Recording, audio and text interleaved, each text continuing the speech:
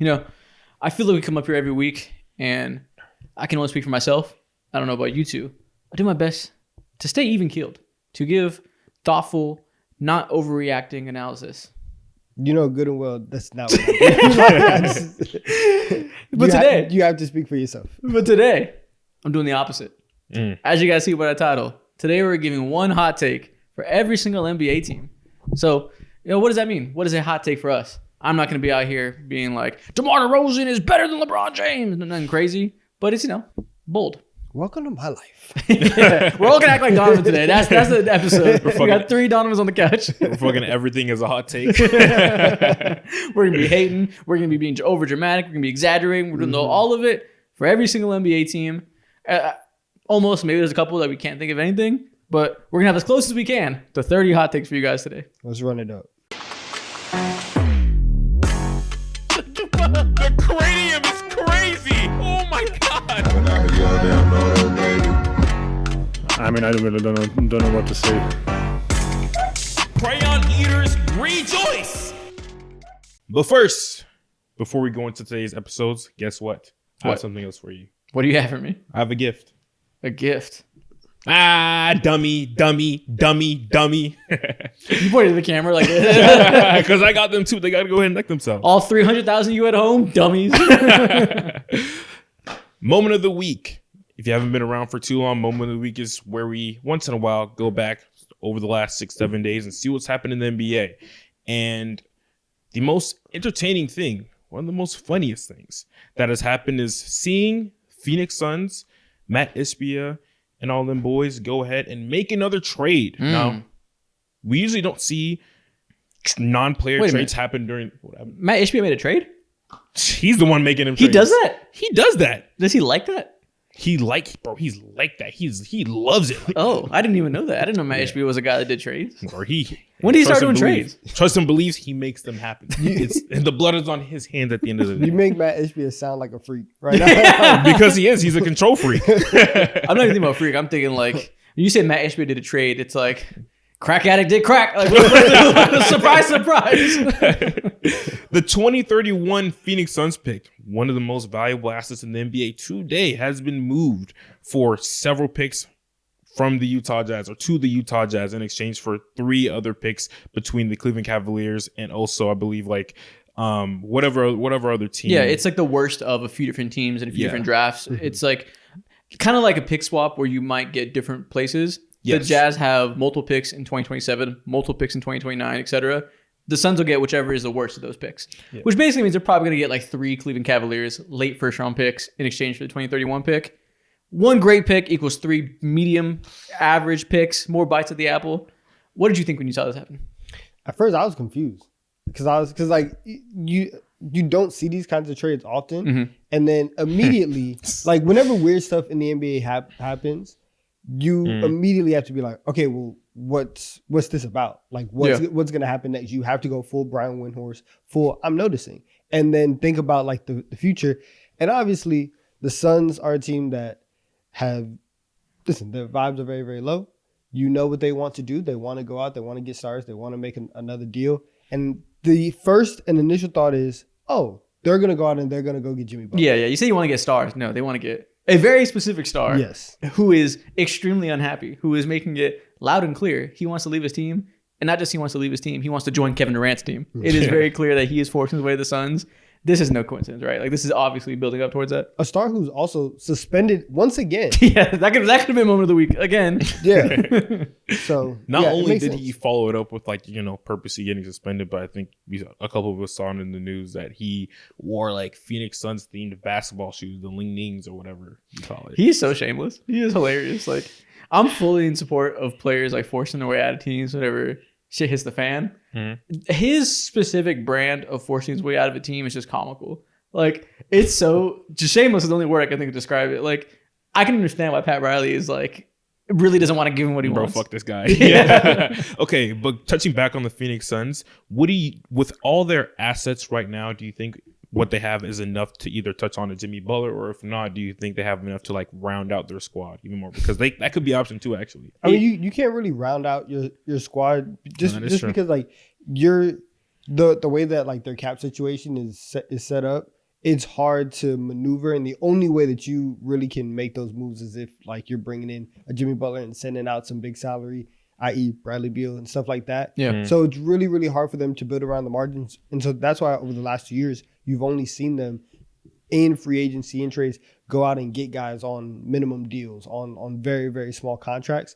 But as a strategy, yes, I do think that one, this is a good strategy for them to try and maximize the window that they have right now. And then two, I do think that it's enough for Jimmy Butler. Jimmy Butler's 35 years old. Like he's not, the haul for Jimmy Butler at this point in his career should not be crazy. Now, unless Pat Riley is just on a completely different level of power trip and he's like, I want, like prime Jimmy Butler kind of haul, then at that point you tell Pat Riley to go kick rocks. But like it shouldn't be anything crazy to go get him, especially if Bradley Beal is willing to waive his no trade clause and send that money back the other way. Yeah, I feel almost certain by the time we record this episode next week that Jimmy Butler is going to be on the Suns. It feels like it's happening. They're just trying to figure out the specifics because it's going to be a gigantic 4 or 5 team trade. Yeah. Apparently the Bucks want Bradley Beal. That's the part of the team coming in to get him maybe. Yeah. That perplexes me more than anything. Jimmy to the Suns is like foregone conclusion, whatever. Makes sense. It's fine. It's cool. It's understandable to a degree. The Bucks wanting Beal is just kind of strange because they were also linked to apparently just wanting a star. I saw a report today that, listen, we'll take Levine, we'll take Beal, we'll take somebody. They just want to get that Chris Middleton contract out of here and get more firepower. It feels crazy to me that they look at Damian Lillard and they look at it finally working and they say, it'd be nice to pair with this guy, to pair with our small guard who doesn't play a lot of defense. Another one. That feels like a crazy strategy to me. Like, I can't imagine why that's their takeaway from their team. And it's cool if you do that.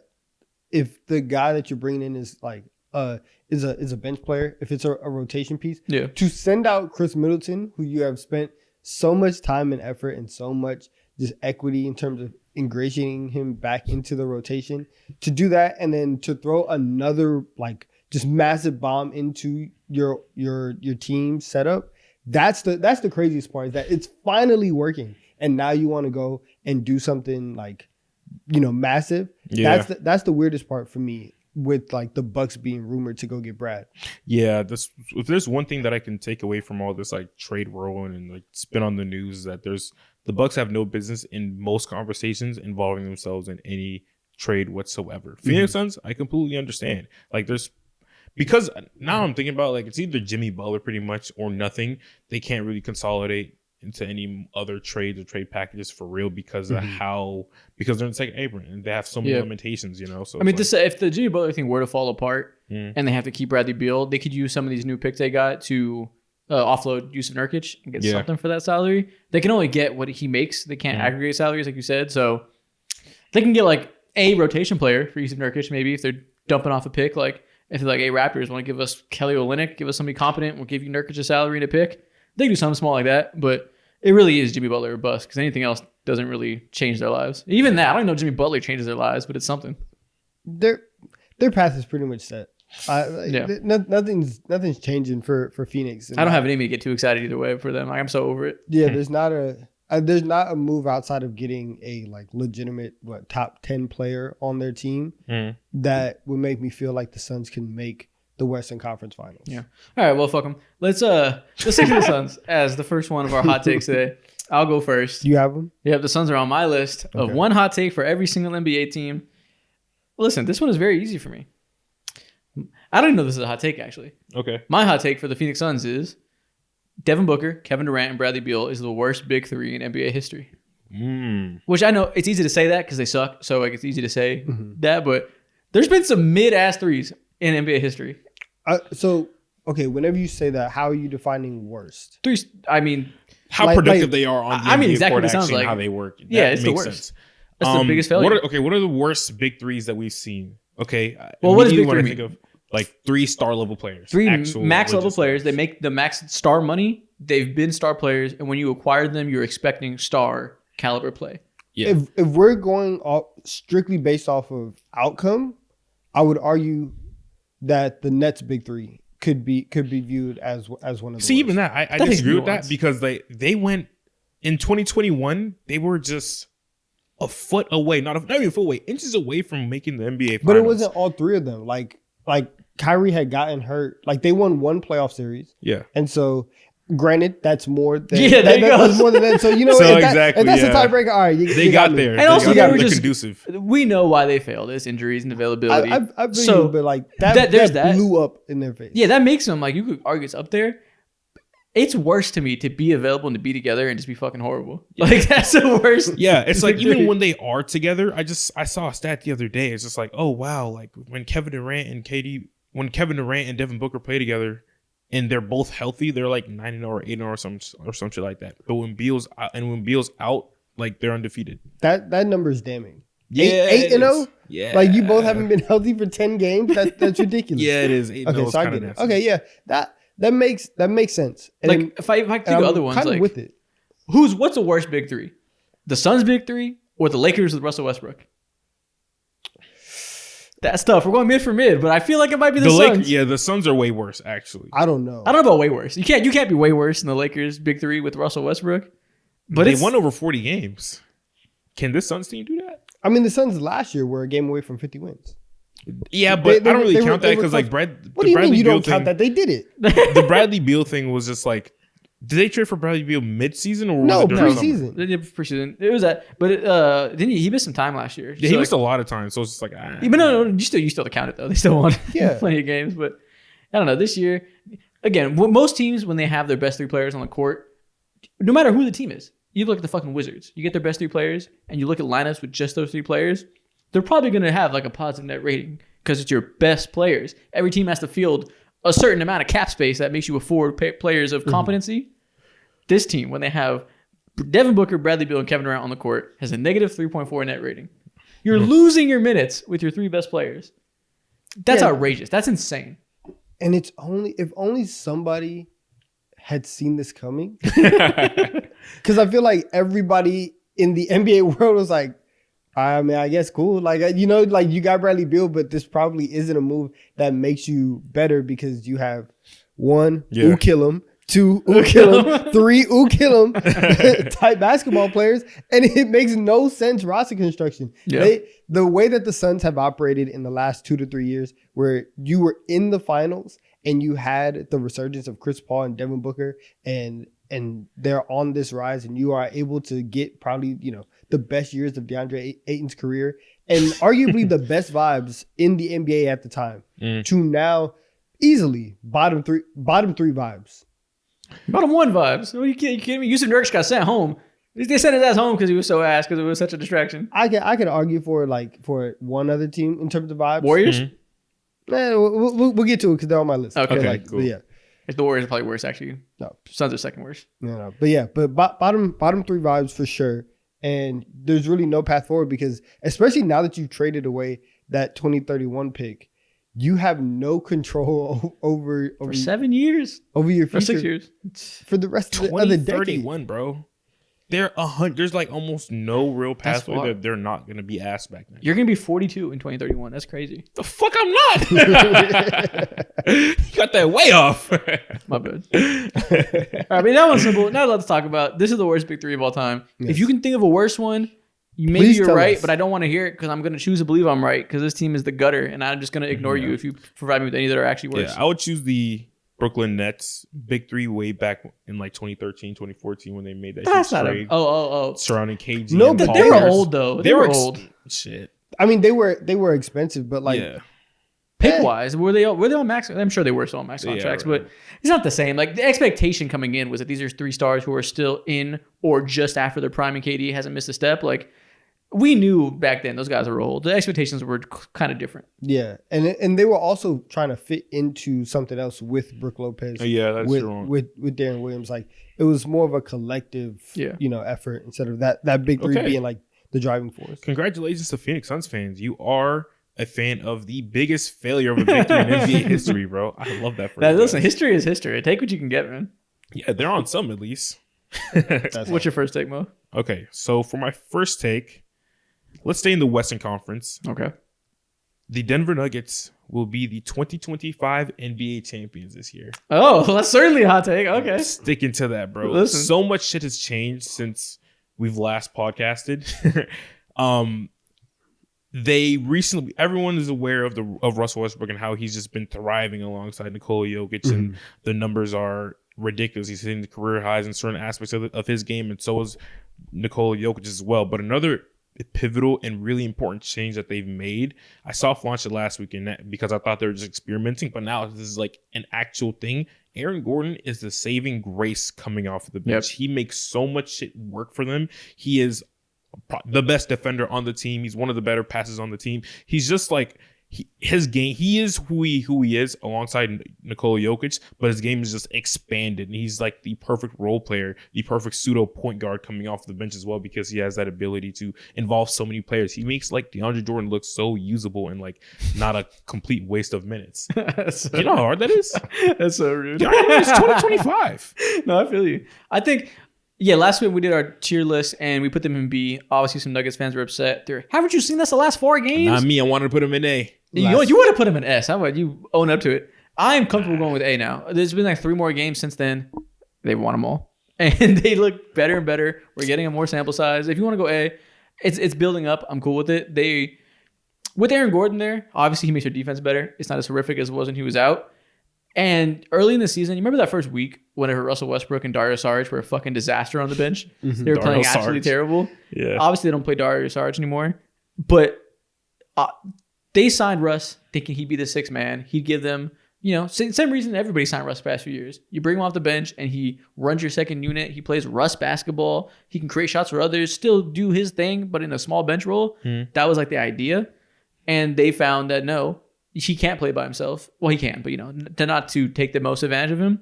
But you glue him to Nikola Jokic's hip and make them play every minute together, and they're a godsend. Nikola Jokic said yesterday that he loves playing with them because he knows exactly what I'm thinking every play. Yeah, and you see that on the court. Their synergy is ridiculous. So being able to sacrifice starting Aaron Gordon, putting him on the bench to ensure that Russ plays almost every minute he can with Jokic as a starter, that's good coaching. That's just smart. It's optimizing the few abilities to find more firepower on your roster in Russ. It makes a lot of sense. It makes everybody better. Yeah, and humongous shout out to like Aaron Gordon, bro. Like he could have definitely had the world's biggest ego trip off of this. But like, yo, you want to take me off the bench after I was a very instrumental part to this championship run that we made just a couple years ago for this motherfucker named Russell Westbrook, who the NBA's been shitting on over the last couple of years? No, but instead he was like, yeah, I'm gonna be the point guard off the bench, the best rebounder, the best center, one of the best shooters off the bench too, and fulfill that role. So you know why? Listen, he got paid. It's already doesn't matter. Generational wealth has been acquired. Nothing matters anymore. He's set for life, bro. And now that he's thriving, this is doing nothing but raising his value and in the eyes of the fans, even for the Denver Nuggets, bro. They're absolutely in love with him. He's the second most important favorite player on this team. Now this is a hot take, so obviously it's a little hyperbolic. Yeah. And the Thunder are by far the best team in the West. But if you want to tell me the Nuggets are going to be in the conference finals to play them, second best team, coming for that 2 seed maybe? Hey man, it's shaky. I don't hate it. Yeah, I don't hate it. I think there's always talk about like, are you playing your best basketball at the right time? Are you peaking too early? And it feels like the Nuggets are starting to peak and like right now is kind of around the time where you want to really start hitting your stride. You know what I'm saying? And like not get too burnt out. And a lot of teams, you spend the early parts of the year tinkering with stuff, trying to figure out, what works, what doesn't, all that. The fact that Jokic has been extremely consistent and just doing Nikola Jokic things, and there's only a couple teams in the league that have that luxury of having, top 5 production night in and night out, and you can continue to work things around. I like that. I like the fact that Jamal Murray has been playing better. Yes. I think like the way that Jamal was playing at the beginning of the year, I was first when I was on the hot take episode in October, and I was like, yo, you got to trade Jamal Murray because it's not looking good. Yeah. Obviously, the guys over there, they have a little bit of sense, and they stayed patient with him for about another 2 months, and it's starting to be good. And I think with the way that Jokic is playing, you don't. I don't think I don't think you need an all-time Jamal Murray to get to the conference finals. I love that. In the same way the Buddy Hield cycle is inevitable and Warriors fans had deluded themselves into thinking they could break the generational curse that is Buddy Hield in December becoming Buddy Hield, the Jamal Murray cycle is clearly also inevitable. But this time he started off slow like always, but that slow was just like 10% shittier, so it scared the hell out of us. we've seen him start slow before, but this was so slow. We're like, oh man, is it over? Especially after what happened in the Olympics, especially what happened in the playoffs. We had like 6 straight months of bad Jamal Murray. But this is what he does. He's that type of guy that comes in the season out of shape. He's skinny again, by the way. I don't know if y'all noticed. He's looking cut again. Early season Jamal Murray was looking a little Luka Doncic-esque. He was looking a little enjoying his UFC on the weekends. Okay, wait, watcher, I see you. Yeah. But now he's cut again. He's in shape. He looks better. Everything is going according to plan for Jamal Murray. The bad was just worse than before, so maybe we overreacted. And I guess I can't say that yet because it really comes down to how he looks in the playoffs because that's everything for him. Mm-hmm. But as far as regular season production, it looks like he's pretty much fine for now.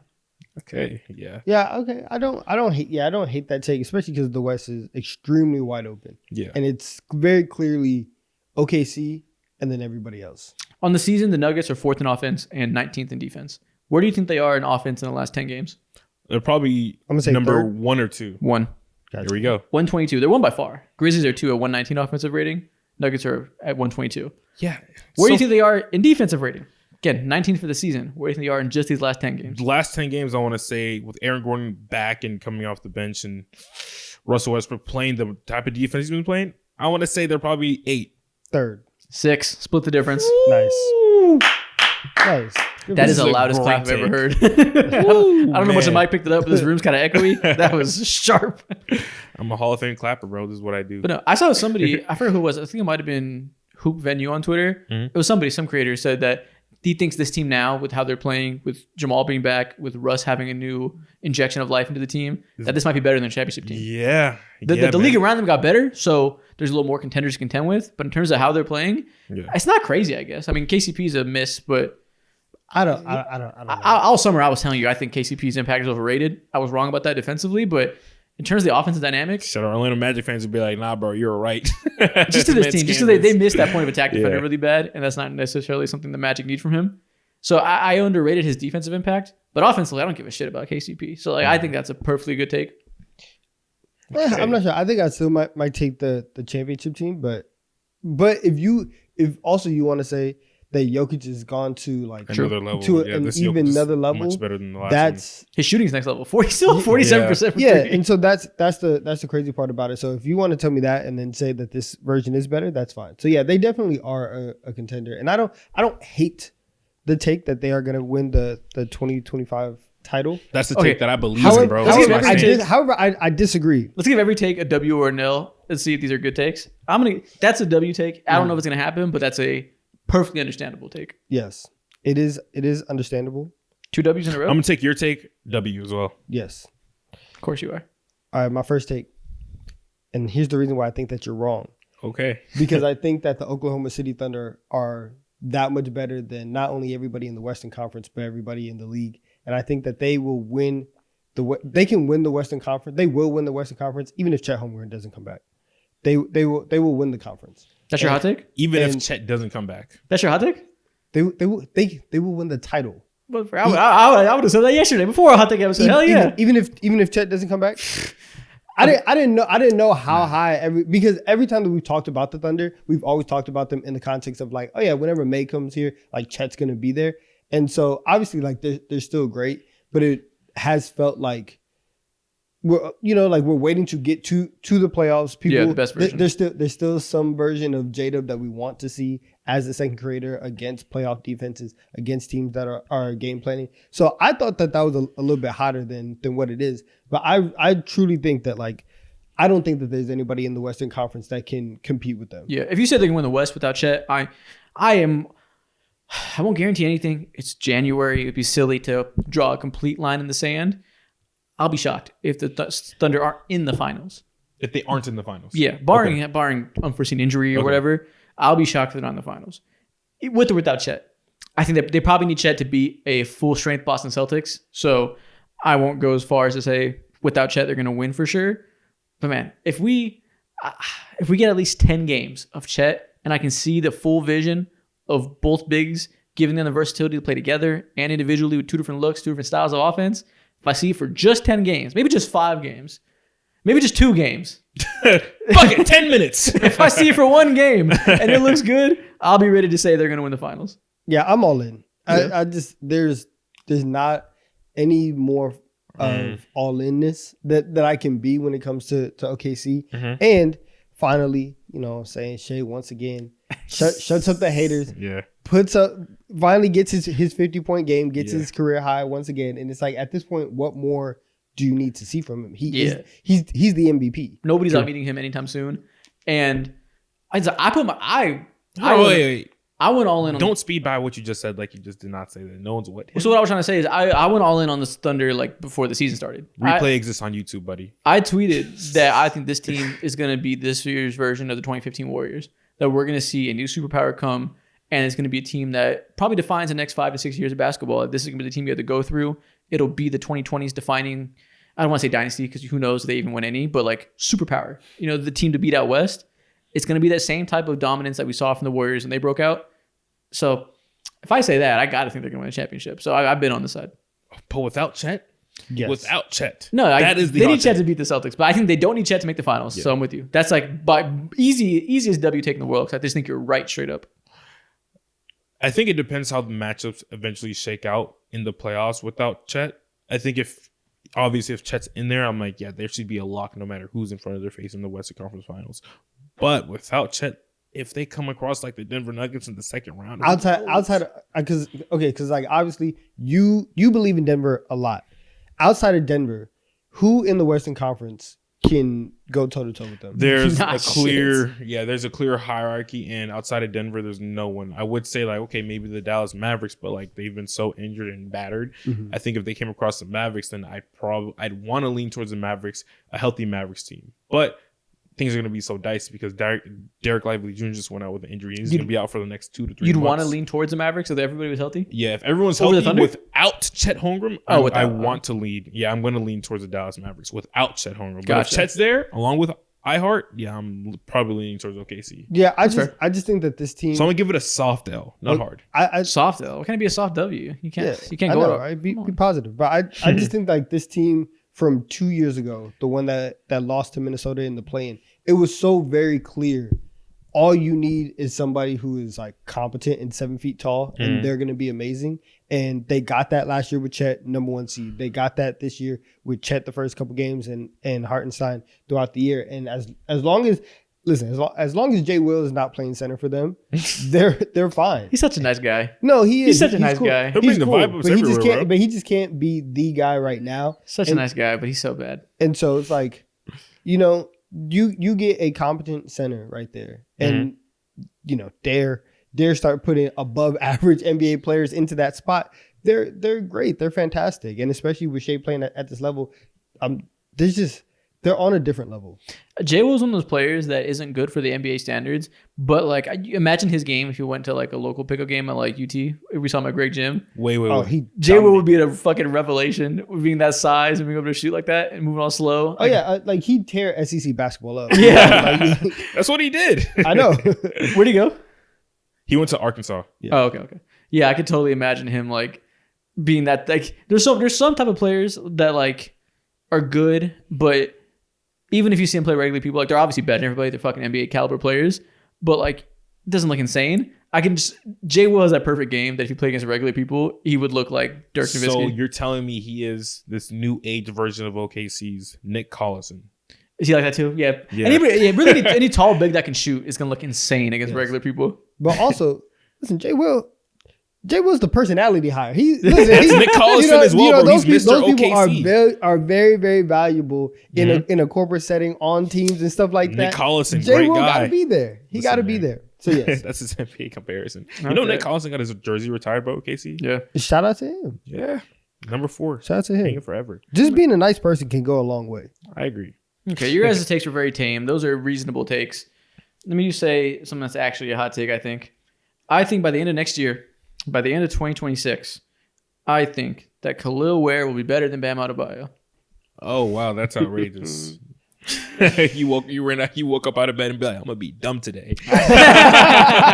The fuck? I saw about 2 games of Khalil Ware, and I was like, Anthony Davis in his veins. Moves different. You can just tell when you see somebody that has a certain movement pattern that you're like, wait till he builds that frame out. Wait till he gains the defensive IQ to be able to use that length more. Wait till the shooting touch gets more consistent because he can play 82 games under those rookie legs. You can see it's going to come together. Yeah. But this is honestly much more about Bam Adebayo slander. Exactly. Yeah. If Bam Adebayo continues this like this downhill decline that he's been on next year, and if Kelly Ware just like, has natural rookie progression, he might be better. Bro. Bam, we had you in top 5 center combos, and now he's not now he can't be the best center on his own I feel team. so embarrassed when I think back to the top 30 player ranking I did for Christmas. As you should. I hate so much of it, and I put Bam on my top 30 just because I was like, surely it's just a slump, right? Respect. Like, I want to get the whole list. This is a year where a lot of young guys really took a leap, and like I gave Bam the nod over a lot of them. Because I'm like, you're going to bounce back. I have prior understanding of your game. It's only been 20 games. Surely by game 40, you'll be looking like normal Bam, right? We're now like 43 games in, and he looks fucking atrocious, and I'm sick of it. I'm sorry, Evan Mobley, for saying Bam's better than you. That's outrageous. I'm sorry, Jaren Jackson, for saying Bam's better than you. That's outrageous. I'm damn sure sorry, Cade Cunningham, for saying Bam's better than you. That's outrageous. Yeah. I'm so over this fucking 2000s David West style he wants to play. He wants to get his bag off and just do all these jumpers from the mid-range and fade away and finish with finesse as if he's like 35, needs to save his body. He doesn't want to go to the rim at all anymore. Meanwhile, he still jumps very high and can still assert himself physically if he wanted to. It just pisses me off. Like, it's seeing somebody fall off at a young age because of their own choices and desires of how they want to play the game makes me so mad. And maybe he'll look better if he had a better point guard to feed him and get him going downhill in a different team setting. I don't care. I'm so over it. So Khalil Ware, you're the future. Khalil Ware. I keep thinking it's Khalil like he's Superman. I think it's Khalil. Shout out you. You're huge, and I think you're going to be good. You know what? That's very fair. And shout out to Tyler Hero too, because I think that. I'm sorry, Tyler Hero, for saying Bam's better than you. Yeah. Shit. Well, I'm saying that because for a lot of these guys, when you're in a situation like the Heat are in, it's very easy to kind of just dismiss everything that they have going on. Yeah, true. Because you thought that you were gonna get Dame on your team. It didn't happen. You've had kind of this like Cold War happening for the past 6 months. Like preseason, you had this Cold War between Jimmy Butler, Pat Riley. It's obviously turned up now, and so the vibes clearly aren't high in Miami, and it's very hard to like find a rhythm or find some type of continuity, especially for a guy like Bam who isn't like, we're gonna dump the ball into Bam and he can create offense for himself and for everybody. Like that is how they use him. No, it's stupid. No, but like that's clearly not him. You know what I'm saying? Like exactly. They force him to be that. That's what I'm saying. Like, which is good. Like you can watch Bam, and it's the same way. Like when you watch Ware and you watch the way that he moves, and you're like, oh, he moves different. You can watch the way some guys move and just be like, okay, like he's just not gonna be that level of a star or of a creator. And Bam is like that. And so I do wonder, going into next year, once Jimmy is off this team and you kind of get like a reset, if Bam is able to also get a reset and kind of figure out his role for real and like really get, I don't know, grounded, for lack of a better term, and for like what he can do. But I'm going to give him just another, I'm going to give him to the end of the year, and then we will like revisit. But I don't hate the take, because it truly has been an atrocious year for Bam Adebayo fans. Yeah, just know if you guys are somebody who watched that top 30 list late, and you see at the end of my list, you see Jimmy Butler, Bam Adebayo, and Scotty Barnes, just know they're all gone, and on it goes Jaren Jackson, Evan Mobley, and Cade Cunningham. Wow, love to hear it. Love to see it. Come on, Bam. I'm gonna give that. Step up, Bam. That's an actual hot take. I'm gonna give that a soft W. Let's go. The fact that I got a soft W and he got a soft L is hilarious, but I'll take it.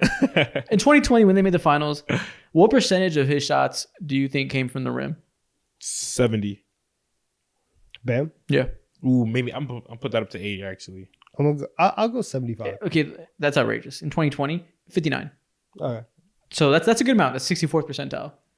And they made the finals again in 2023. What do you think it was? Probably like 65. 62. No, he's going down. It's 40 now. 59 the first finals, 40 the next finals. That's a big drop off. This year it's 30. Wow. Every year of his past 6 years, it's like 5% less, 5% less, 5% less. Just slowly getting to the rim less and less, taking more and more jumpers. And I think every single year his effective field goal percentage has dropped. 2021 was 57. Next year, 55.9, 54.3, 52.9, and this year, 48%. Okay. Clear pattern. He's ridiculous for taking this type of shots. Going based off of history, which is right there on cleaning the glass, I'm going to say, I'm going to turn my soft W into a bigger W because history just tells me, you're just going to get worse and you're going to take harder shots, even though you're not one of the best around the rim at all in the entire NBA. Yeah. So listen, this year he's 10th percentile in effective field goal percentage. Wow. We're gunning for first percentile next year. We're gunning for the worst shooter in the league. We're on the way. History says we'll get it. Wow. That's beautiful. I love that. All right, let's move on to my next take. Hopefully I can walk away with a W. Okay. One more bad season from the Charlotte Hornets. I'm going to say it. LaMelo Ball will request a trade. Oh, okay. One more bad season. You're talking about request a trade. I'm thinking like maybe they should just decide to trade him if they have one more bad season. If I'm LaMelo, honestly, I'm chilling. I have my money. I can take 35 shots a night. I can do whatever I want in this franchise. It is fine. Like I think that LaMelo's his usage rate and the amount of time that he has the ball, this is what you'd want to do. Like you have the ultimate green light. And again, the fact that I have already been paid my extension, I can live however I want. And so it's like you're just thinking about the lifestyle. That's it. You don't think he wants to have a respectable career? People remember him. He is paid and gets 35 shots a night. If you know anything, right? If there's anything that LaMelo Ball's personality screams to me, it is that money and getting these shots off are our top priority. And I feel like both of his priorities are checked. So I don't think he would be in a position where he would request a trade. But I do agree with Isaac that the Hornets probably should trade him. Not they probably should, but if they have another bad year next year, if they win less than 30 games next year again, there's a clear issue here. And you think it would be LaMelo? I think as the issue is dramatic. That makes it sound like I'm saying LaMelo, you're the problem. We can't win with you. But I think if you have this season, they're going to win less than 30 games, right? Probably. Mm-hmm. Yeah, definitely. Yeah, okay, we're on that page. What do they have right now? Like 11 wins? Like I think they have like 9 wins or something like that. I want to say they have 11 right now, something like that. All right, you guess and you guess. 11. I'm going to say they have 9. All right. 11, what the fuck ever? They have less than 12 wins. 11. 11, okay. Yeah, I saw somebody tweet that. I was certain. I don't know why I pretended I wasn't. If they do that again next year, and LaMelo is healthy 2 years in a row, and they're fucking bottom feeders, it's not that he's the issue. It's that he's obviously not the answer. And there's a world where LaMelo can be a winning player, obviously. I completely stand against the notion that there's like empty stats players and some people just can't win. That's not reality. Everybody can win if they're a good player. You just need the right situation around them. Maybe some players are harder to build around. That makes them less valuable than other guys. That's definitely a thing. But it's never impossible. Yeah. If you're, once again, having LaMelo be a scoring leader, be just like the best case version of the way he plays right now, and you have less than 25 wins at the end of the season, you're not going anywhere fast with this Hornets roster, clearly. It won't be crazy to me to reset it completely. I do agree with you with LaMelo because we have seen him. We've seen the Hornets be somewhat successful. Yeah. Right? We've seen them make the play-in tournament. Yeah. Which, again, for them, that actually like that's a massive stepping stone to try and like start to. And they weren't in win now mode. So it was a good season. Yeah, to try and build something. But I think that if you are Charles Lee, or if you're the front office and you actually believe in what Charles Lee is trying to do, being able to have 100% buy-in on what you want, and I'm not saying LaMelo doesn't or anything, but like you're getting to the point where like LaMelo is about to get to like the prime of his career. Yeah, he's been in the league for like 5 years. And so like him and his athlete career is going to be in the win now mode. Charles Lee and what the Hornets are and where they're at, they are clearly still in the developmental stage. It would probably be best and most fair to Charles Lee to say, hey, we're going to start over and try to give you as clean of a slate as possible to where you can build this team as best in your image or however much you want to from this, and you can get whatever picks you can from LaMelo and you can move on from there. That would probably be best for them. Yeah, exactly. That's a good way to phrase it because, again, no one's saying that it's a LaMelo Ball issue, but the timeline's not lining up and you need to just reset it, especially because you're going to have a good pick this year. God forbid you get Cooper Flagg. That makes it even easier if things don't work out good next year because now you have Cooper Flagg and Brandon Miller. but let's say it's not him. It's Ace Bailey. It's DeBonsa, whatever. If it doesn't work again, and clearly this method is not happening, it's good for LaMelo to get him a new home. If it's not going to work here, it's good for you to try something new with these new young players and to start over. I won't be shocked if we get there. So, I'm not predicting this per se. It's a hot take. I won't be shocked if it happens. Okay, well, I'm arguing this is basically an argument of like who is going to get broken up with. Is LaMelo Ball going to break up with the Hornets, or will the Hornets eventually start that breakup? To me, I don't think the Hornets are in any position to go ahead and start any type of breakup because they haven't done right by LaMelo in terms of having actual building blocks for the future. The only ones that I can sit here and be like, yeah, like this is a solid player who you can build somewhat of a foundation with is of course Brandon Miller from last year, and like Mark Williams, who's like finally started to be healthy, and he's been doing tremendous things on the court since he's been healthy. Surprise, surprise. But to see that like after all these years of being ass, of course they compromise being ass and also the NBA draft for the sake of being somewhat respectable for 2 years back when they paid Gordon Hayward. I think that fucked them and that robbed them of just having some type of young players and more building blocks. Yeah, I think that set them back. I think drafting bad players fucked them. Well, that as well. It's a combination of both things: drafting no players and also bad players. Miles Bridges sucks. Obviously, they drafed what's his name, James Boycott a couple years ago, and that's just a complete wasted NBA draft pick that set them back. Didn't work at all. Tijon Salon is young. Who knows? Refrain my opinions. He does not look good in any way. Does not look good in the G League. Did not look good as a prospect playing overseas. I'll put it out there. I don't think that'll age super well. They just have not drafted a ton of good players. They have 3 good draft picks on this roster. Yes, and after how many years, bro? Tell me you've been like rebuilding since Kemba Walker has been out for this many years?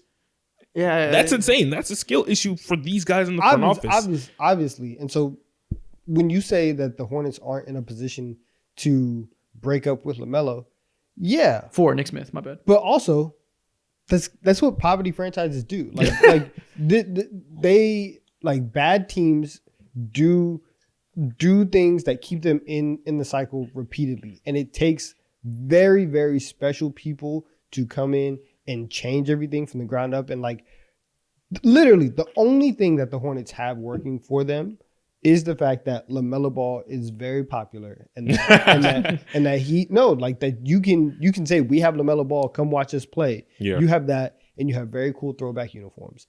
Outside of that, the Hornets don't have a lot going for them right now, and it's like when you're bad, you keep trying to chase, trying to be good, trying to be competent, and eventually that's going to lead them to the point of, all right, we're going to trade LaMelo, we're going to start this rebuild. Hey fans, be patient with us. Then you're going to look up and it's going to be another 6 years. And they're still not going to be good. All right, what's the next one? Let's move on. We're only W 5 ticks in.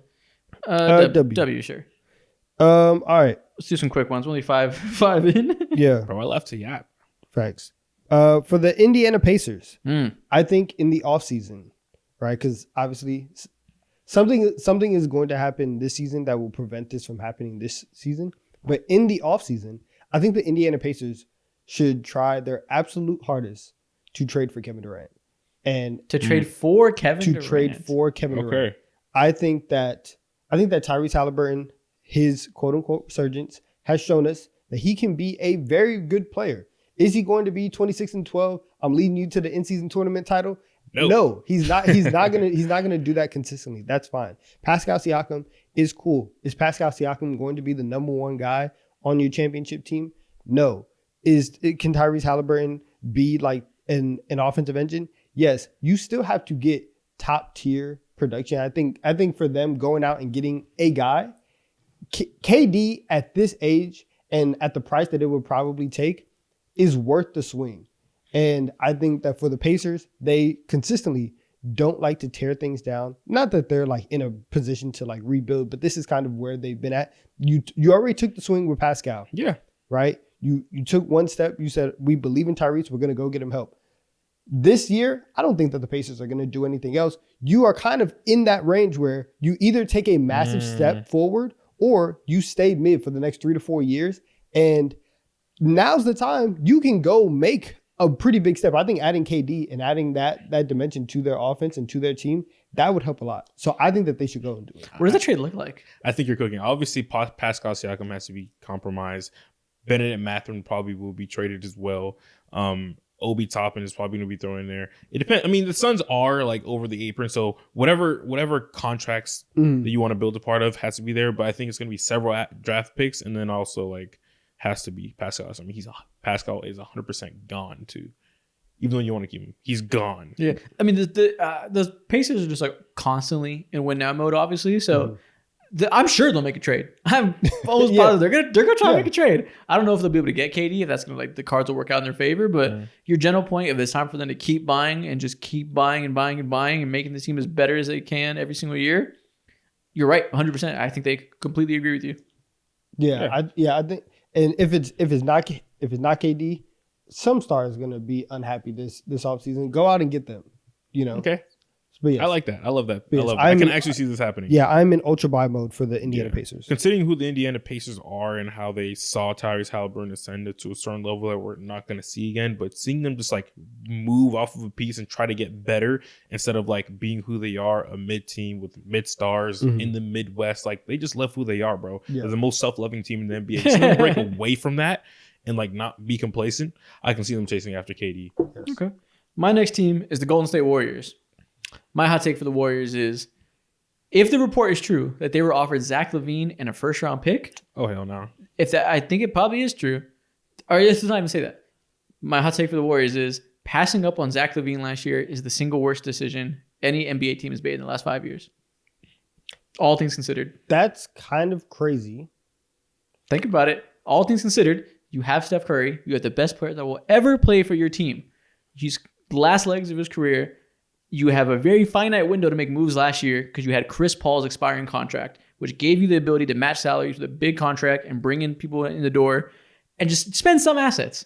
If apparently the reports are true and the Bulls are trying to give you a great player and a pick to take his money in exchange for Chris Paul and whatever other salary needed, you don't have to go with any assets, and you could have a star shooting guard instead of letting Chris Paul walk for nothing, losing that asset, losing that ability to add big money without losing big money that matters. And again, you have Steph Curry. You're in the bookend of a dynasty. To let it whimper and die with so much pity, that's worse than the Suns blowing up their future because they had way less to lose. The Suns they were reaching that end and they didn't have a lot to do, so they had to go somewhere. The Warriors had a clear vision, a clear ceiling, a clear player to prove to that we care about you and we care about the end of your career. Stakes involved, asset management involved, value involved. I can't think of a worse decision. I mean, they also drafted James Wiseman. That was more than 5 years ago now, wasn't it? No. That was 5 years ago. That's in the 5 years. In the last 4 years. That is the worst decision any NBA team has made. I was going to throw in the Lakers trading in for Westbrook too. Yeah. But in the last 3.5 years. That is the worst decision anybody has made. Oh, man. Okay. Yeah. It's their general philosophy has been baffling. Yeah. And it's kind of disgusting that Steph gave them 50 points in a game 7, and they were like, nah, like, you know what? We're cool with this. Like, we're cool just going toe-to-toe with the Sacramento Kings. You are the Golden State Warriors. You guys have won 4 championships in the last 8 years, and you think that you're on the Kings level? That's not the level that you should be at. That's not the level that having Steph Curry put you on. It's actually disgusting. It's annoying more first and foremost. It's embarrassing. I got secondhand. Yeah. They should have did something. Because even if you've also seen this cycle work out before where they went and they traded for D'Lo. And like after a handful of games or whatever, it was clear it didn't work. But getting D'Lo allowed you or forced you to make other trades. And then because of all those other trades, now you get Wiggins back, and now you are in a space where you can actually contend for a title. Being able to just constantly have an asset that is movable and having some kind of flexibility while also getting productivity on the floor, that is very, very big for one of the most expensive teams and one of the most expensive rosters, to where you don't really have a lot of flexibility otherwise. And the biggest point here is Zach LaVine is amazing at basketball. Yeah. Last year, obviously everybody slept. The name around Zach, like the whole narrative around Zach LaVine has been down. He missed a lot of last year, so obviously it wasn't going to be high. We were up here saying like the Pistons should trade for him. Like somebody should trade for him. I was a Lakers fan saying I kind of want Zach LaVine. Like I felt like I was gassed a little bit into thinking I sounded like an idiot because the whole NBA world was like, why would you ever want Zach LaVine? And I was like, I had to preface it by saying, I get it. I understand the money's bad, yada, yada. But I think he'd be really cool next to LeBron and AD. I kind of want him on my team. I know I sound stupid because I was just like convinced that it's a stupid idea. Look at him this year. It was never stupid. He's a great player. The narrative has taken control from top to bottom in the media, in teams. Teams listen to this media shit and they hear everybody say Zach LaVine's a terrible contract in the same way we hear it. They're not immune to it. There's just this weird narrative that's taken over the groupthink around Zach LaVine. If somebody wanted to give you an all-star and a pick to take him off of their hands and you said, no, we're good off that. We got Kuminga at home. You're fucking insane. And think about the teams that we said should go out and get Zach LaVine. The Pistons, the Warriors, the Lakers. Desperate teams. We're not saying, the Celtics should go out and get LaVine. We're not saying the Thunder, the Mavericks should go out and get it. If you are set in what you have, keep rocking. But if you are about to, start tanking, if you are in the play-in year in and year out, yeah, you should probably get an extra bump. If you're trying to be competent like the Pistons are, yes, take the swing. When you are in those spaces, if you're the Pistons, who cares? You've won 13 games for the last 5 years. They're giving you a pick. That's what I'm saying. Go ahead and get Zach LaVine. If you're the Warriors, you guys have missed the playoffs twice, right? Because of the play-in stuff. Go and get him some help. You lost Klay Thompson. You lost Jordan Poole. All the guys who were supposed to be successors haven't been what you thought they were. You 100% should have done that. Yes, they've mismanaged this whole thing. If that is true, your take is obviously a W. I'm hoping it's not, and I hope this conversation should be expanded even more beyond the Warriors and just like the entire league, because Zach LaVine is, in my mind, he's been the most underrated player over the last few years. He's a hooper. For like main reason being his contract. Although yes, we all agree it's kind of nasty, but at the same time too, he is a walking 22 points per game on like 6-7 attempts from 3-point range. I don't even think it's that nasty. I think we overrate bad money when it's star players. Like I get it, it is expensive. Yeah, it's bad if the player is like unplayable. Like I feel like I'm constantly feeling insane because I say like players like Zach LaVine, to a lesser extent Bradley Beal, whoever it is, like big money players that are good. They're paid like they're great, so that's not amazing. But it's fine. Like I feel like people have this weird idea of salary, as in what I think every team that doesn't get a bad contract is gonna like have cap space to sign a star or something. Like it's such outdated ideology. Most teams operate above the cap, or most good teams that we're talking about trades like this. And getting Zach LaVine versus not, because for who you'd send out is a matter of like a tax bill, which is like the extent of bad money usually and its impact. There's some cases where it fucks you a little more. But I think it's fine to pay a really good player great money because you need to be desperate. It's okay. They're good players. I think a lot of NBA fans specifically haven't caught up to the salary cap at all, and like just the natural, I don't want to say inflation, but NBA players getting paid more. That's true, yeah. Like they haven't caught up to hearing like, oh my God, like DeAndre Hunter, $35 million a year. Like that's crazy. Give me 35. I don't think it's 35. I think it's like 30, but 30 or 20. No, he's getting paid like low end 20. That's what I thought. I was like 35. I take it back. God damn. Yeah. Maybe there is bad money. Maybe there's terrible money. That was hyperbole for sure. But point is, like NBA fans and their thought process, like Aaron Gordon, for example, getting like 35 or something like that. Pick the name and pick the number. And he's a Hawks fan, so I believe them. Like, oh shit, what do you know that I don't know? Like 20, but like better example. So I'm like Aaron Gordon getting paid what he's paid. Of course, like it's a little bit overpriced or whatever the case may be, but for the impact that he is and for what he means to the Denver Nuggets and what else they could do with that money, pay him. He is worth that in that scenario. Yeah, and second urban changes it sometimes for some teams. Like obviously, sometimes you can't afford that because you don't want to go in there and have those limitations. Not every situation is like that, though. Some of these teams can afford to have Zach LaVine's money. You will be fine. Yeah, people act like it's this simple thing of you have bad contract, you bad. It's so just remedial. Bad contract, you bad. It's crown eater math. Crown eater math for real. Yeah, what's your next team? All right. My next take resides in Houston. My hot take is, even though I don't 110% believe it, but would I be surprised if it happened? Still, yes, I don't believe it. So I'm just lying at this point in time. The Houston Rockets will make a run to the Western Conference Finals, and they will get there. They will lose handedly, probably too. But when they get there, they're going to be like, oh my God, we're just a few pieces away from actually making this thing all the way home. Let's go ahead and get another player. Let's go ahead and make a seismic trade. And I think they're going to be the ones to trade for Kevin Durant. That's not crazy. That's not ridiculous. It's not ridiculous to say that. It's not. I mean, KD to the Rockets has been something that we've heard, from last season, and the one thing that we are going to see that I'm pretty sure we're going to see is that Houston in the playoffs is going to need some type of a go-to scorer. Yeah. And right now, right, Jalen Green has been able over the last, couple weeks, he's been able to really elevate himself and really play. Now, I've said my thoughts. However, if he continues to play the way that he's been kind of stinky these last two games. No. Listen, I was trying to be nice. Yeah. You know what I'm saying? But if he continues to play like this, if he can elevate himself to be that go-to guy, cool.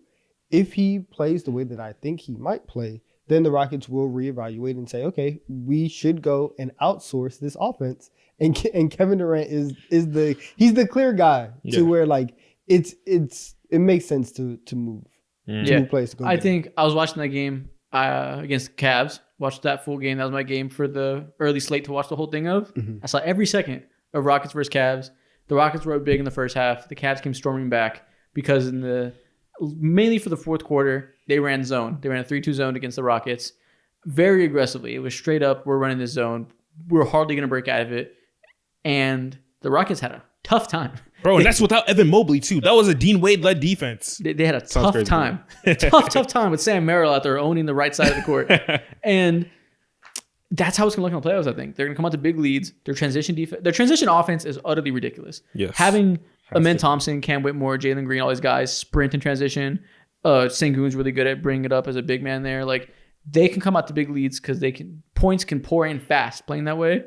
In the fourth quarter, when teams lock in like that and throw them hard looks and dare them to beat you with shooting, as you tend to have to do against a 3-2 zone, there's going to be a lot of games like that where things slow down and it's really difficult. And that's why some people up here have a hard time imagining them succeed in the playoffs for those reasons with that type of talent on the roster. Yeah. I fully understand it.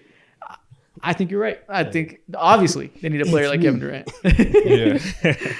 Like, it's just so clear the match between fit and need. Like, they need that exact type of player. It's so clear. That's the one single thing they need is a late game scorer like that.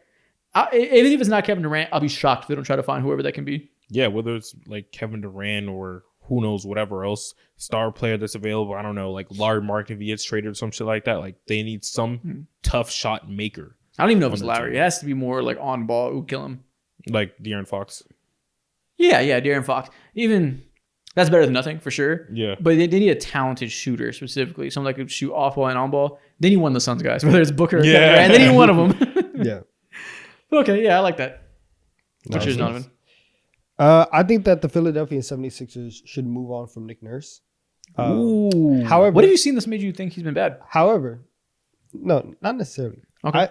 Not fire. I think they should trade Nick Nurse. Trade him. Oh, okay. I think that the Sixers, they are one of the other teams that has a very, very good argument for worst vibes in the league. And I think that having Embiid there and his injury stuff and I'm not even trying to be mean or hyperbolic. It's tearing everything down just because you are, like centered around Embiid and his health, and the fact that he can't go it messes up your entire plans. What also messes up your entire plans is the fact that you just gave Paul George over $200 million, he's playing like, worse than Tobias Harris. He's not playing well. It's tough. So you have like $500 million or like $500 million invested in these two guys, and it's not working. And I think that right now, if you want to trade Paul George to try and give yourself some type of flexibility, not really going to work. Who's trading for Paul George right now? He's one of the worst contracts in the NBA. That's what I'm saying. Right now, who's taking that risk on Embiid? No one. They can't trade Embiid, obviously. I think that Nick Nurse is a really good coach, and I think that they can move on from him. Get a little bit of asset and still have Nick Nurse. We're trading humans in the year 2025. Holy shit! Coaches have been traded before. Really? Yeah. Doc Rivers got traded for. When? Educate me in the To audience. the Clippers. When he's on the Celtics, he got traded to the Clippers. Wow, bro. I don't know how many other times. Do you know how happened. disrespectful that is? It's just like, hey man, like, sorry, I know you're not a player, but you're getting I don't know traded. what else. And the reason why I'm bringing this up is because I don't know what else the Sixers can do. Trading Nick Nurse. Could you think they could get like a first round pick or two for Nick Nurse? Yeah, probably. Yeah. Nick Nurse has more value than Bradley Beal. Oh yeah. Wow, bro. This is so new to me. Trading coaches. You have nothing. You have nothing if you're the Sixers right now. There's like shout out Tyrese Maxey, shout out Jeremy McCain. Those are the bright spots. That's the sunshine that they have to look forward to. But you are supposed to try and be in like this win now mode. That's why you went out and got Paul George. That's over. That's done. It's like you are at this point. You have to try and fix the damage of whatever these two situations have caused. And trading Nick Nurse could be a positive for you. We're talking about this on today's episode that came out of Project 94. We're talking about the most disappointing players in the league this year. Talked about Paul George, talked about Joel Embiid. And I said I think they might have the worst future in the league, and no one's talking about it. They're kind of being glossed over because they're so injured. They're kind of just being ignored. They are just insanely fucked long term. Yes. For all the reasons you're saying. And I don't even know. I genuinely don't have a single idea or any type of perspective to offer on what they should do. Because if Joel Embiid is going to be, you're not going to get rid of Joel Embiid. He's a fucking legend for your team. And he's done, it's not his fault, but his body's failing him. And it's looking like the prime might be over. You can't do anything with that. You damn sure can't do anything with Paul George, like you said. Your only hope is if McCain becomes a star and you have Maxey and McCain being like some version of like Lillard and CJ McCollum. But even then, like, what does that get you? Like, do you tear it down? It gets you. I don't know. It gets you like, because even Dame is one of the best point guards of all time. Yeah, Tyrese Maxey is not Dame. Neither one of those two guys. It's unfair to think that if they become Damian Lillard, all right, all is well. Yo, shout out to you. But like, it's very hard to project somebody being the top 75 player of all time. Yeah, I just been style of play wise with little guards. Yeah, and so like that's very tough. Doesn't OKC own their pick? Unless it gets top 6. Yeah, so they better top 6. They better pray it gets top 6 and they get Cooper Flag. That's the lifeline they can have. That honestly is the mission for this season. Don't fall into the lottery. Don't fall that deep into the lottery, and that is the best thing that Joel Embiid could do.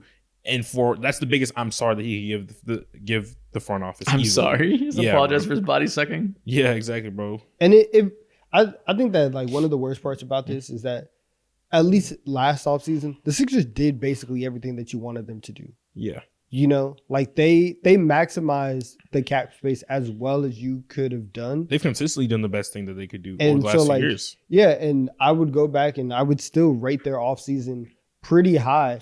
Now, was I skeptical about them? Yes. Why? For this exact reason. Yeah. But I still think that when you clear up that much cap space, you wait and to do all these moves for all these extensions, you do it to have an offseason like they had last year. Yeah. And it just didn't work out. But yeah, they have very, very limited flexibility, and Nick Nurse might be the only movable asset in their franchise. Yeah, I disagree with your take in terms of having them being like one of the most bleak futures in the NBA because they have the ability to keep their pick. If that happens, the next 2 years they don't have their pick. But 2028, 2029, and all that other shit, they have their pick. Fuck their pick this year. I don't even care whether they keep it or not. It'd be great if they do and they get an elite player. That could be the saving grace. You're right. Seems like they're really good at drafting, bro. So I'm like, if they can get their pick, then I'm not worried about them being like the worst future or one of the worst futures. Either way, if they get a superstar in that pick, great, all is well. If not, they have $40 million in Paul George, $60 million in Joel Embiid. That is a horrible amount of money to get to people who aren't going to make you a good team. Yeah. And you have future assets out. You don't have a young core outside of these 2 young guards who are very good, but it's not a lot of young players. There's no clear pivot either way to getting better win now with these 2 old ass stars. Yeah. And there's no clear pivot to rebuilding around a young core because you can't trade those young stars. I mean, you can't trade the old stars. It's just a really bad in-between phase where all they can do is sit around and wait and hope shit breaks their way. Literally, all you can do is sit around, wait, and just like retool and figure out ways for Joel Embiid and Paul George to be useful in the future towards this like new era of talent that they're trying to in the future. Paul George is in his mid-30s. Yeah. He's cooked. The future is assistant coach. What do you mean? Yeah, exactly. He's ushering his way into his new. He's not gonna be an assistant coach. You know, he's gonna be podcasting. You're right. My bad. Ball game.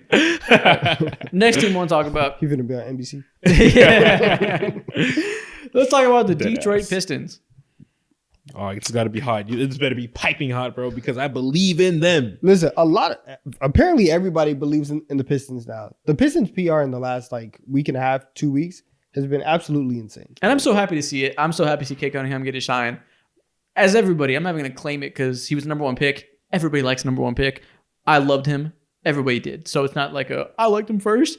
I got a little scared the last couple of years when things didn't get much better. This year, he's becoming the star player that I always thought and knew he could be, that the world knew and thought he could be as number one pick, right? He's finally getting his flowers. Mm-hmm. So we're doing this hot take by committee because my hot take is he's better than a lot of young stars right now that people are held above him. Let's see how high we can take this shit because I'm ready. I have a feeling I know where this is leading into. I'm here. I'm ready right to now. take it as high as I can. There's not 7, 8, maybe 6 players I'd rather have than Kate Cunningham long term. I'd rather have Kate Cunningham long term than John Morant. Okay. I'll take it there. Sign me off on that. I think he's better than Paolo Banchero. I'll take it there. Maybe that's the highest I need to go. Mike's hot take is... Dude, you shot up way high. My hot take is Cade over Paolo long term. Okay. You shut your damn mouth. Long term. Ooh, man, that's Maybe right tough. now. I don't know. Listen, Now I gotta lock That's in. too. Now I That's gotta lock super hot. in. That's super hot. Yep. That's super hot. yeah, it's a hot take. I mean, I don't know. But Who else is on your mind? those are the only 2 names I have, but I said I'll bring it Okay, out. I I'm willing to hear more names because I am feeling very confident in Cade Cunningham. All right. In this past week, you guys know I've been concerned with the rim scoring. Yes. It's still not amazing. It's been better. The mid-range scoring and his strength, killing people in the post, has gotten so much better. I swear every 5-game increment this year, he looks more and more dangerous as a scorer, and the passing has opened up more and more. My concerns are minimal now. They're still there. I still think to him to become like a top 5, 10 player, he needs to be a better rim scorer. So that's really the line there is I think he's going to become a borderline top 10 player. If he can get the footwork better on the interior to use that strength better, we can talk a little higher. So throw names at me because I'm feeling good about Cade this week. Don't name, say less. Anthony Edwards. That's the one where I was, because this originally started because I keep referencing one of our first videos. Me and you argued about Ant versus Cade back in 2022. Mm-hmm. Hey, fucking never mind. Give me Cade. It's a hot take episode. Give me Cade. Let's go. Cade over Anthony Edwards. Okay. I think Ant is currently the 9th best player in the league. Do I think Cade can hit 8?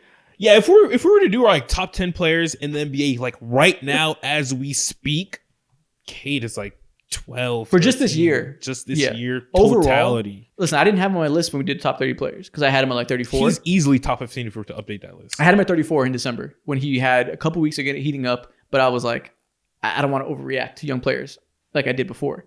I should have overreacted because it was sustainable. He's still doing it.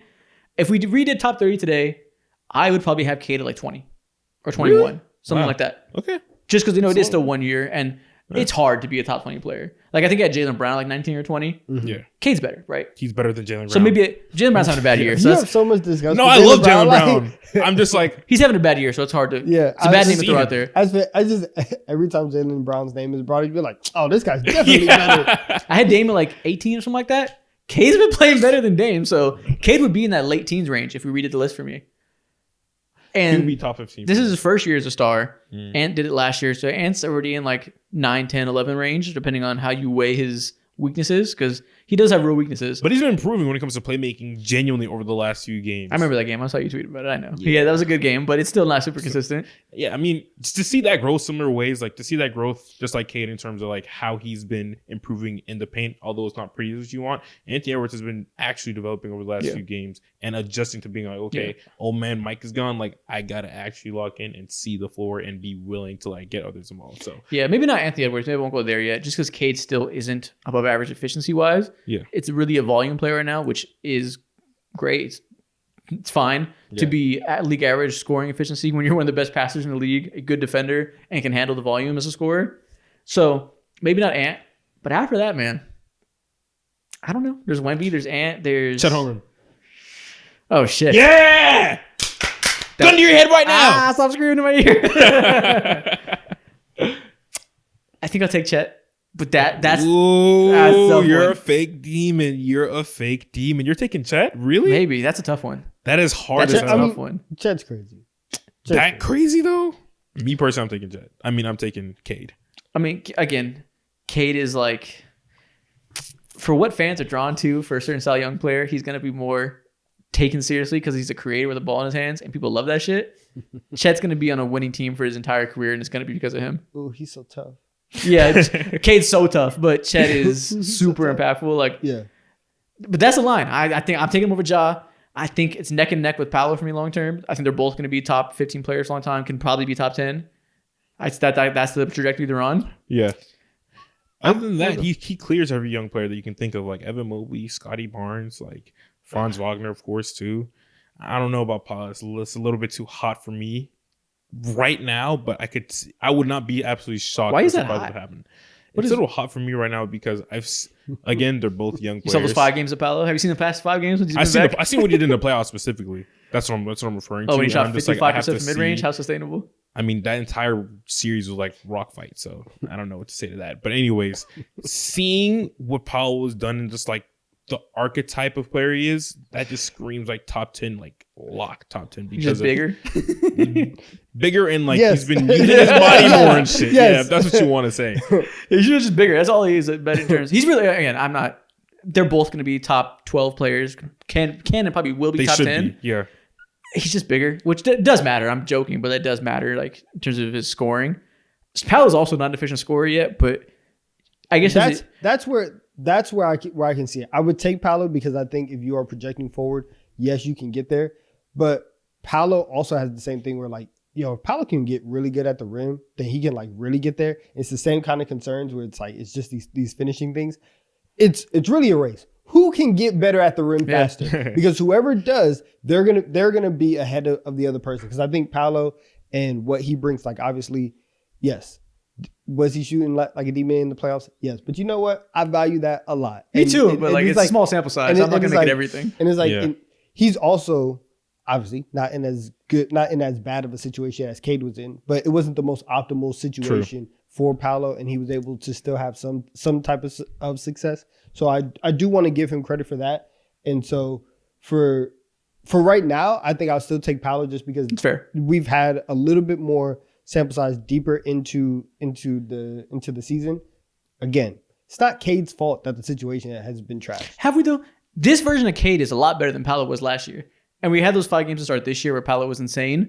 He came back from injury. I'm giving him time. The roster right now is really bad. Fair to say it's very injured. It's not. It's fair to say because it's just what's happening. He has not been as efficient. His scoring went from in the span of 2 weeks from 30 to 25. It's been ugly. But the roster is really injured right now. There's not a lot to work with. There's no Franz. There's no Suggs. There's no Mo Wagner. It's really, really injured. So I'm not saying it's like not real or anything. But we saw a year where Paolo made the All-Star team. And this year we're going to see it from Cade. This version of Cade is a lot better than Paolo was last year. I feel safe saying that. If we see Paolo come back to where he was those first 5 games for this year, you can convince me that Paolo is better right now. But we got to see it. It's not a big sample size for me to say he's better than Cade right now. It's not a given to where like you can automatically say like, okay, Paolo's on a different tier. I would still just take Paolo right now just because he's had the opportunity to have that next level of, can you show me something here? And he's done it. And so I'm going to give him that credit right now. And also, by the time we get to the playoffs, the Magic should be fairly healthy. Mm-hmm. The big question for Orlando, and I mean, I have the Magic on my list, so we'll go into this. But like the big question for them is like, can everybody gel? We've been talking about that all the time. And I guess I said it before, and I kind of teased it. But my hot take for them is that like, the Magic are going to make the Eastern Conference Finals. Oh, okay. Ooh, wow, that's his hot take for them. You better pray to God they get healthy soon. I'm very in on Paolo. I'm very in on Franz. I think that this team, it's a lot of things with them. Mm-hmm. The fact that when everybody's healthy, right, they're all cooking. That defense is legit, and it was legit last year.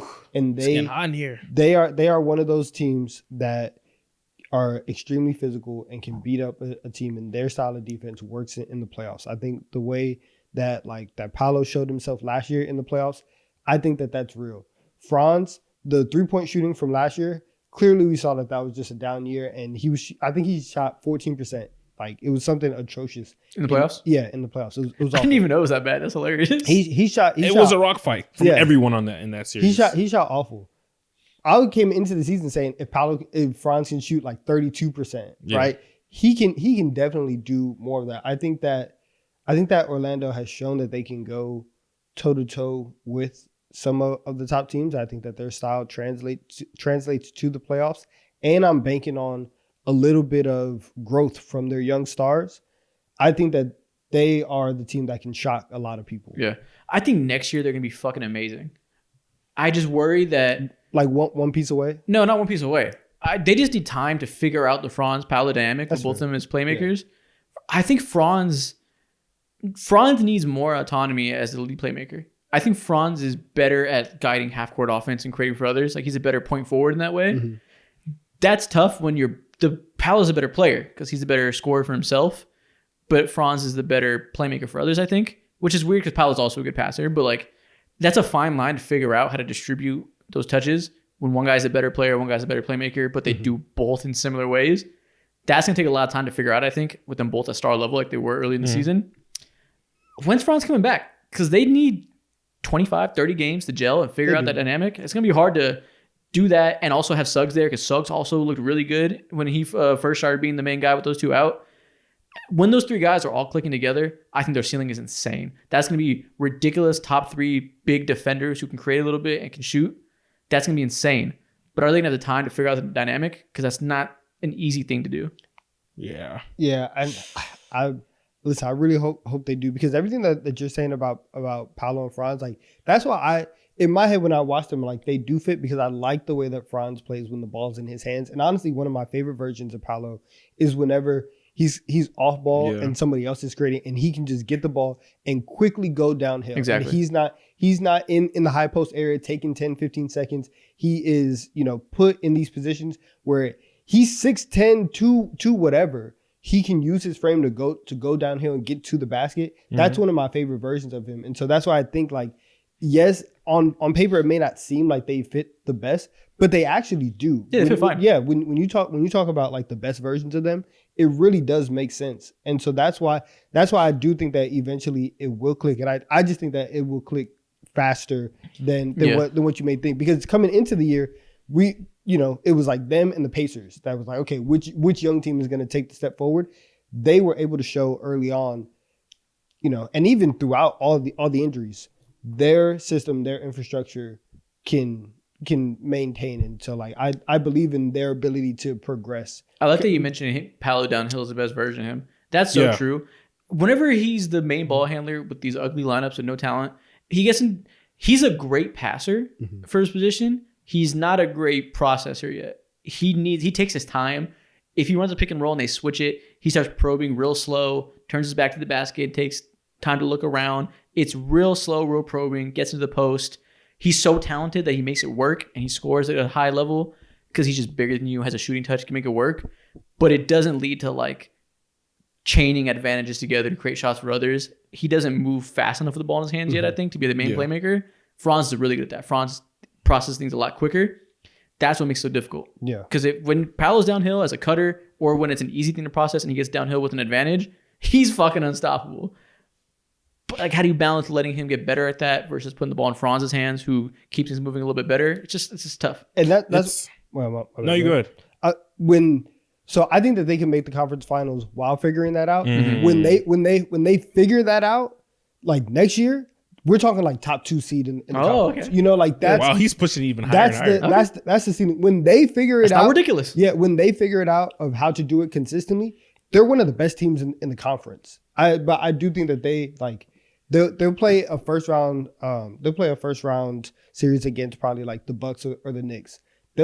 They have the ability to beat those teams, and then you'll get to a series with the Celtics or the Cavs. Obviously, very, very tough series. They're going to be underdogs in that series. I still think that they have the ability to do it, though. Okay. I like it. That's nice. Let's roll into my next hot take. The Washington Wizards. I believe that they will be a playing team, not next year, But the year after that, 110%. Okay. 110%. They're a year away from being a year away? Yeah, they're a year away from being a year away from playing team borderline like Bruno Caboclo type. Caboclo? Is that how you say it? Yeah, Bruno Caboclo. That's how you there say you his go. name. Yeah. Bro, I fucking love Alex R.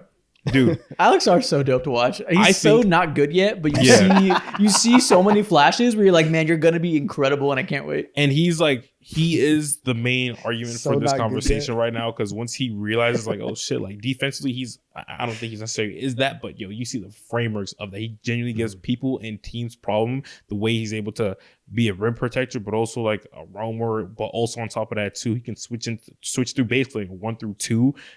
Or 1 through 5, sorry, 1 through 5, 1 through 2, 1 through 5, and have like no real issues at all. He's CJ McCollum. Once these guys, what was I saying?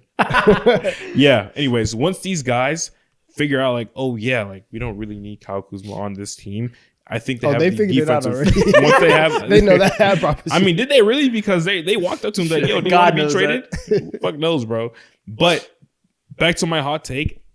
They have the framework and the backlining with multiple guys already to create a surreal defense. And I think in order to create an actual serious winning team in the future, you need to have that. And they solidified that with guys like Alex Sarr, of course, and they have Bilal Coulibaly. And that is the most important part of the rebuild. And I think that alone with just naturally getting whatever it is, whether it's Cooper Flag or Ace Bay or whatever you can imagine, I think their defense will propel them towards, the top of the bottom of the Eastern Conference. Yeah, no, I fully agree. And I think a couple things like go into that. One, the bottom of the East is obviously very weak, and you can get into the play-in if you have a strong year. And when you see young bigs, a lot of times you just got to wait like 2 or 3 years until they actually like fill out into their frame and they, start to learn stuff and they can start processing stuff defensively. So listen, that's big W. Big W. I don't think it's crazy to think that the Wizards are going to maybe are not. Get maybe I should say next year. Also, shout out Poole, man. Poole, yeah. He's been hooping. We are 12 teams in. We're an hour and a half in. We got to speed this bitch up. Let's keep going. I just noticed it's like, damn, it's gonna be a 4-hour episode. I'll go with the Clippers. What you got? My hot take for the Clippers is, you can look across every league, and every league has their little brother teams. They have the teams that nobody cares about that just never quite took a foothold in the league and built up a fan base of their own. Mm-hmm. And there's also teams out there that just, maybe they have a fan base, maybe they've been around for a long time, they got history. They're just kind of lame. They just like aren't a marquee team that people really care about, whether it's the talent, the marketing, the branding, the ownership, whatever it is. That exists, right? I think the Clippers have a unique blend of both those things. And my hot take is the Clippers are the most sauceless team in American sports history across any league in North America. Sauceless. Yeah, just having nothing going for them. They're not interesting. They're not fun to root for. They don't have good branding. They don't have aura. They don't have anything of the sort. Okay, so listen, that's really, really interesting because honestly, for one of mine, I had the same take before another Really? Really? We're going anti-drip for anti-drip. Well, fuck it. I want to know if your hot take is hotter. So I was. Who was it? So mine was the most aura-less team in the league right now, and I had the New Orleans Pelicans. Oh, I think the Pelicans have way more aura than the Clippers. No, they got something to die behind. Gumbo. What is the LA cuisine that the Clippers represent? No, Elote? It's a Lakers thing, bro.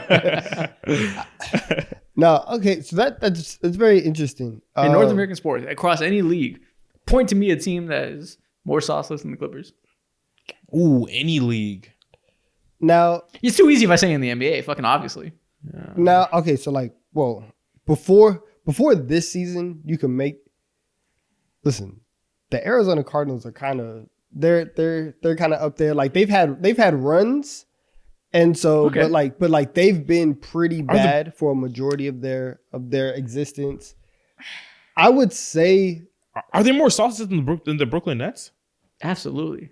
How? What do the Brooklyn Nets have? Just in New York, that's it. There's a floor that you have.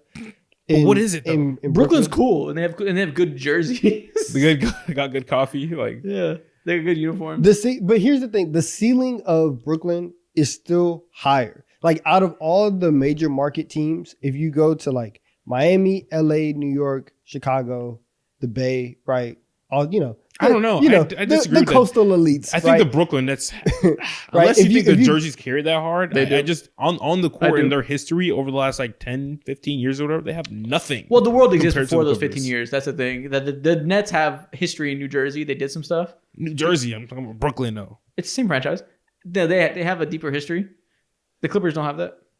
Yeah, that's fair. That's really fair. Because the Clippers have one conference finals appearance in their entire existence, which is wild. Honestly, listen, the Wizards, they're up there. The Wizards are kind of up there. Low-key, maybe you're right. Yo, they suck. Nah, John Wall saved them errors though. No. Something that the Wizards have, or something that the Clippers have that the Wizards don't. The Wizards have not had a 50-win season in like the last 50 years. 50 years? It's something. They won 49. That was John Wall's. They have. I don't. Yeah. They just don't win 50 games. That's just not something that they do. Yeah, maybe there's some baseball teams. Maybe I don't know. Are the Milwaukee Brewers scoreless? I don't know. They can help us with this conversation. Not the Brewers have. I threw a team out there. I don't know shit about baseball teams. The Brewers have done stuff. But I'm surely I don't know a damn thing about hockey teams. Maybe there's some terrible hockey teams out there that nobody cares about. But listen, as far as I know, the Clippers they have the irrelevancy of the Chargers, but without the jerseys that are iconic, they don't have anything. Yeah, I'm looking at it right now. The last time that the Wizards won 50 games was 1978. Was the 1978-79 season. They went 54-28. Since then, they have not won 50 games in a season. Damn. The highest was 49 wins in 16-17. That's my Clippers take. So what's your Pelicans take? You think the Pelicans are the current least or in the league? Yes. Okay. Why? Because the Clippers, everybody who goes there talks about how good that damn stadium is. Their bathrooms. At least they have the stadium going for them. I think that the Pelicans right now have their future. Their current vibes are very low. Okay. I think that their future does not look very bright. I think that their fan base has not had a lot to be happy about over the last 10, 15 years. And I don't know if they know where they're going. I think the thing about the Pelicans though was that they're also the history of their organization. Mind you, and this is also a very, very big thing.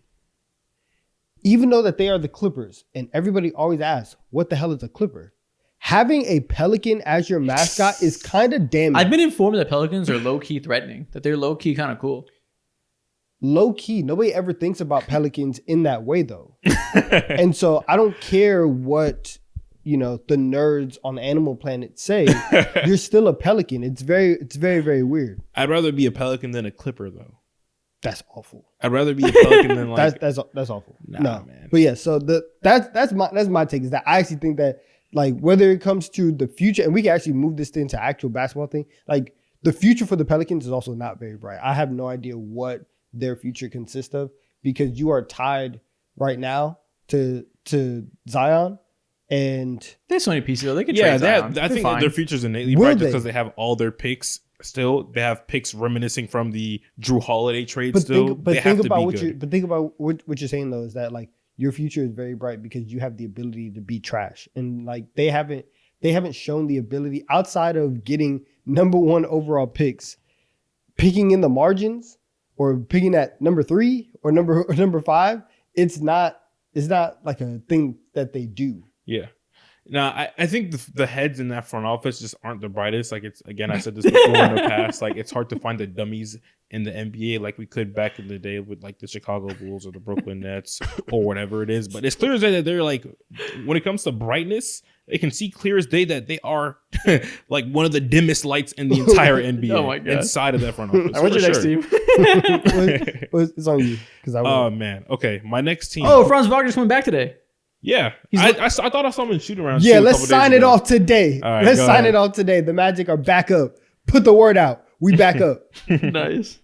All right, my next hot take. You gotta give me a Magic jersey. Yeah, you do. The Utah Jazz. I believe currently right now, over the last few years of them rebuilding, retooling, being semi-good, but really wanting to be ass, they have currently through their rebuild one player who was an actual real building block. Yeah, I've seen over the Discord years about of being asked, they came out against. It's not like it's nowhere near as close as like Detroit Pistons asked whatsoever. But in terms of like, okay, you ask, cool, like you're getting nothing, but you have hella draft picks, so and we know who's running your organization. But what in terms of like what's actually on the court when it comes to the young players, I'm not talking about Colin Sexton or Larry Markin or John Collins. Like, all those guys been through it. They're kind of vets in this league. The young players, Keontae George, I don't want him. He doesn't deserve to be a lead guard on any team in the National Basketball Association whatsoever. Isaiah Collier, he's the only player who has shown signs of life of being like, yo, like we can rock with you. I would say Walker Kessler like is a building block, but they thrown him in every single like trade, or at least his name has been thrown out in rumors consistently. And he had it down your last year. I think so the it's media hard throws to him in look there a lot. Like they're not actually shopping him as much, I don't think. Regardless, it's like hard to even see him as like a real building block just because it like the nature of his position. He's just like someone like him is not one of the more valuable players in the league. So it's like they've done a whole lot of nothing in terms of developing the players that they have right now. Yeah, it's not a great young core. I think Kessler's good. I have a lot of hope for Collier. He has been one of the most inefficient players in the fucking league. Yeah. But I think he has real downhill ability, real passing chops. He has real processing abilities. I think he'll be good year 2, year 3, whatever. After that, Cody Williams, I haven't heard his name a single time since the draft. And before the draft, there's a lot of people that were doubting him, saying he has a unique ability to disappear and do nothing on a court. Unique ability. That's special. That's very mean. That verbiage is special, though. Yeah, like people like sometimes you forget he's out there. Like he'll just be running around. And that aligns. Maybe we'll see if Filipowski can do anything in his homeland. That's cool. Maybe it'll be something. There's not a lot of hope yet. Like they are early in a rebuild, but they really don't have any core pieces yet. Like they don't have an impressive young core right now. Yeah, like at least with the Detroit Pistons, you could say like, yeah, man, like even though things aren't sticking together, Cade is still there, or we got a Jaden Ivey who we're still trying to like build around. Jalen Duren, like he's a player who just is a player. Yeah. We'll see though. They're still early. They're really only tanked for like a year and a half. Like they kind of played a little middle ground at first. And they can still trade Larry Markin to get more picks this summer. Yeah. They still have more future picks coming. So I'm not completely shitting. I saw some people on Twitter were shitting on it, saying they're like low key, like inept and one of the worst front offices. Nah. I'm not going to go that far, but a drag. Yeah, I definitely want to see some progress soon. Yeah, exactly. Like they have to walk away either from like, no, not either. They have to walk away this offseason from like an actual young player who is a real building block. Yeah. Build some type of core. But see, that's the thing. Their first tanking year was the worst draft in the past decade. So it's not... If last year's your first year tanking, it's going to be hard to be in a good spot right now. Yeah. That draft just sucked. So, like, shout out Collier at 29. It's a steal, but... I mean, even, like, when they drafted, like, Keontae George, I understand. What pick was it? Like, 11? I think it was 15. Oh, later, yeah. Maybe it was, like, a late draft pick or so, or mid to late. Yeah, it was middle of the first round. Yeah, just not great. Just not great stuff. And mainly, this, like, take resides along. It's more... I'm applying more pressure towards Keontae because he was the first young player in this new era. Yeah. Yeah, they're not great. We'll do the next one. Let's see. 135. Take my timestamp. 1, 2, 3, 4, 5. I have 5 left. Okay, I have like 2 left I want to talk about, but then we'll get to lightning round for ones that I'm not super passionate about. Okay. I have the Atlanta Hawks. Uh-oh. My hot take is fans of this team are the most wackest fans in the league. I think fans of this team have no real hope, get no hose. They're the brokest fans in the league. They are just generally lame as hell. And I think if you look across the league, compare all the fans, by far the most vicious fans in the league. Right now, who got the best outfit on? Right now, as we speak. I don't know. Do you think you're winning? Is that some kind of like... Can you do 100 push-ups? 100's a lot. Can you do 100 push-ups? I can do 100 push-ups. I don't know if I can do 100. That's a lot of push-ups. Can you do 50 push-ups. straight? Probably 50, yeah. But once I get to 40, I'm like, fuck. 100's a lot of push-ups. I can do 100 push-ups straight. By that metric alone, your take is a massive L. You know what this is, y'all? Projecting. Yep. Not projecting. Projection. Is that your real take for the Hawks? Yep. I fully agree. What's your next team, Donovan? Let's go with the Minnesota Timberwolves. That's a fun one. At the end of next season, Anthony Edwards will request a trade. That's not a fun outcome. God damn it. Here we go. I think that the Timberwolves have insanely mismanaged this situation. Yeah. And I think that like we've we've seen the decline a little bit of Rudy Gobert. We have seen a little bit nice. We have seen Julius Randle be Julius Randle. And we've seen at this point at least double-digit interviews of Anthony Edwards exploring why the Timberwolves have some of the worst vibes in the league and why he is not having fun playing basketball. Big vibes list for you today. It's very big vibes. I think, listen, vibes and identity are the two things that I really hang my hat on. Identity? Yeah, like as a team, do you know what you're doing? Okay. Right? And so for the Timberwolves to go from we're in the Western Conference Finals, we're getting new ownership, everything's going to be good, to oh no, broke boys are buying the team, we're trading Cat, we're about to be in the play-in, we have a possibility of not making the playoffs at all. I don't see a way that this team as like currently constructed makes a leap to where they can be consistently in the top 6 in the West. And obviously they're going to make moves in the offseason, right? They're going to tinker. I surely don't hope that they are going to stay 100% stagnant. But I think that we're going to get to a point where Ant's going to look around and be like, hey, like what's going on here? Yeah. I don't know if I'll say he'll take a trade like request trade by end of next year because he's just so young, but I'm with you on they're kind of screwed. Their only way to getting back to being anything relevant around Ant in the next 5 years, I think, is Rob Dillingham. He's got to be a star. And that's a tough ask for a guy that small. That was the move that they made, bro. They like stood on all 10 and were more than willing to give away an extra pick to the San Antonio Spurs. He's ridiculously little. Like he looks so small out there. It's crazy. Yeah. But I will say, although he looks so small on defense, what's making me happy is that in order for small guys to be playable on that end and just being like, okay, he's not killing us, is if you try really hard and you use that smallness. Naturally, with your smallest, you're going to be quick. And if you use that quickness on the court to just be there, be annoying, be a gnat in someone's face, that's okay. His shooting and his just bounce and playmaking, which is something that a lot of people didn't see coming like me, is what makes me feel like, okay, like he can be a real difference maker and damn near the saving grace for this team because he has that juice. I don't know if he can or not. I don't have a strong opinion either way yet. It hasn't been enough sample size, but he has to be, and there's so much on his shoulders because if he's not, dude, Rudy Gobert's taking a big step back. He's just getting old. He doesn't look nearly as athletic. He's lost a step as a rebounder across the board, lost a step in his rotations. He's not nearly as threatening, isn't shutting off the water. The gap when he's on and off the court and how often teams are getting to the rim in those situations isn't as big as it used to be. He's just not covering up as many weak defenders as he used to. So I think while Rudy Gobert can still be good, he's a little more mortal as a defender. He has to be in a good situation. He can't cover up for 4 bad defenders anymore like he used to. Mm-hmm. If that's not going to be the case and you're not going to have the DPOY behind Ant, then you have no stars with you. You have a decent offensive power forward who isn't a good fit with your star and damn sure isn't a good fit with your center, and a center who isn't elite as a defender anymore and is one of the worst offensive players in the league.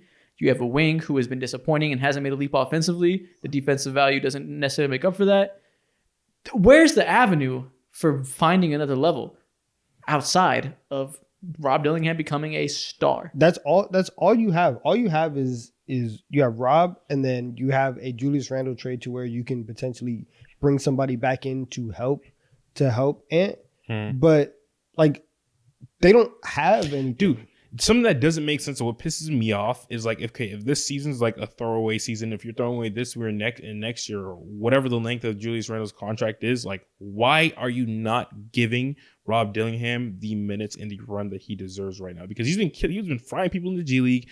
He's been pretty efficient so far in his short NBA career and what he's been able to show. It just makes no sense why you're not developing that. And I think that's like been one of the biggest issues with Chris Finch and like you're not, because you don't look at this team, because this team didn't come into this year thinking it's a developmental team. It's a team that went to the conference finals last year, and they said, yes, we can trade for Julius Randle, but we should still be able to contend for a playoff spot. And right now, like they're in the play-in, right? They've been rising up a little bit, but like they don't look at themselves and they don't think that they are in that window of, yes, we have enough time to give the young player all these minutes so that he can go out and do all this stuff. And it's just it's such a quick turnaround and such a quick fall from where they were last year that, and teams go through ebbs and flows, and we always talk about how progress isn't linear and all that stuff. So maybe they bounce back next year. I don't see it happening. And so for that reason, I think does the thing. Can you really do 100 push-ups? Yeah. I'll give you $100. You do 100 push-ups right now. Don't do that. I'm not doing 100% right now. That's what I'm saying. Dumb asshole, bro. So many push-ups. I keep thinking about that. I've never even thought about doing 100 push-ups. That's so many push-ups. Dude, when I was 15 years old, Don't you ever do 100 push-ups on old, command? That is soft shoe into When I was 14, finest. Don't you ever do that? I can, bro. I promise. I knew you'd say that. But when I was like 14 years old, there was this push-up app. When I first started working out, there's this push-up app that I downloaded on my Android, and the second that your nose hits the phone, it counts as a push-up, and I'll just be like, just nose to the ground. just pecking. That's crazy. All right, man. What team do I have next? Whose turn is it? I think Just making his phone. Let me go. I got the Brooklyn Nets. Before, oh, you want to go? Go ahead. Yeah, before we go into our lightning round, I guess the team that I can talk about extensively is the San Antonio Spurs. Now, during our preseason predictions, I had the Spurs, I believe, the highest, and I was like, yeah, this team's going to be a playing team. It's looking that they've been sliding as of late, but it's looking like that's actually going to come into fruition. If, again, I preface my prediction 6-7 months ago or whatever with like Wemby being that guy, if he's truly that guy, again, I'm sticking to it. They're 12. If he's truly that guy, then the San Antonio Spurs should be like a top 4-3 seed next year. Now, if the San Antonio Spurs also believe he's that guy, then they're going to do right by him and also find more pieces around him. I don't know how long CP3 is going to be in the league. Who knows? But if they find another productive playmaker, a couple of them, alongside natural progression with Stephon Castle, who's been looking great, and Devin Vassell's been looking, better, then this team should be like a top 4 seed behind Wemby, and Wemby should be an MVP candidate as well. MVP candidate, you're damn sure, right? He'll be an MVP candidate. Top 4 seed, they got to get another star. Top 4 seed is hard. Do you see them trading for a star or drafting a star, or Castle becomes a star in year 2? I don't know. But if it's natural progression, I'll go L-Take. Top 4 is hard. They're not that talented around Wemby, man. There's a reason they're 12th seed, despite being so hot earlier. It's hard to maintain that in this Western Conference, that even though it's been disappointing at the top, there's just a lot of competent teams vying for those play-in spots. They're 12 right now. I mean, I don't know. Maybe the Warriors bottom out and they pass them up. Yeah. But I mean, to pass, right now is 7 through 10 is Kings, Timberwolves, Mavericks, Suns. I don't think they're passing up any of those teams. It's really hard. I think that like I would want them to go out and get somebody, but that's not necessarily the way that they operate. So I can't put 100% of my faith in the Spurs to go ahead and do that. But you look at the league every year, and you look at teams that bottom out. Like next year, if Phoenix blows it up this year, right, that's another team out.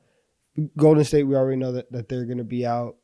We'll see what the Clippers look like next year, depending on James Harden's health or Kawhi's health or whatever. But like the top four is a lot. Top 4 is tough, man.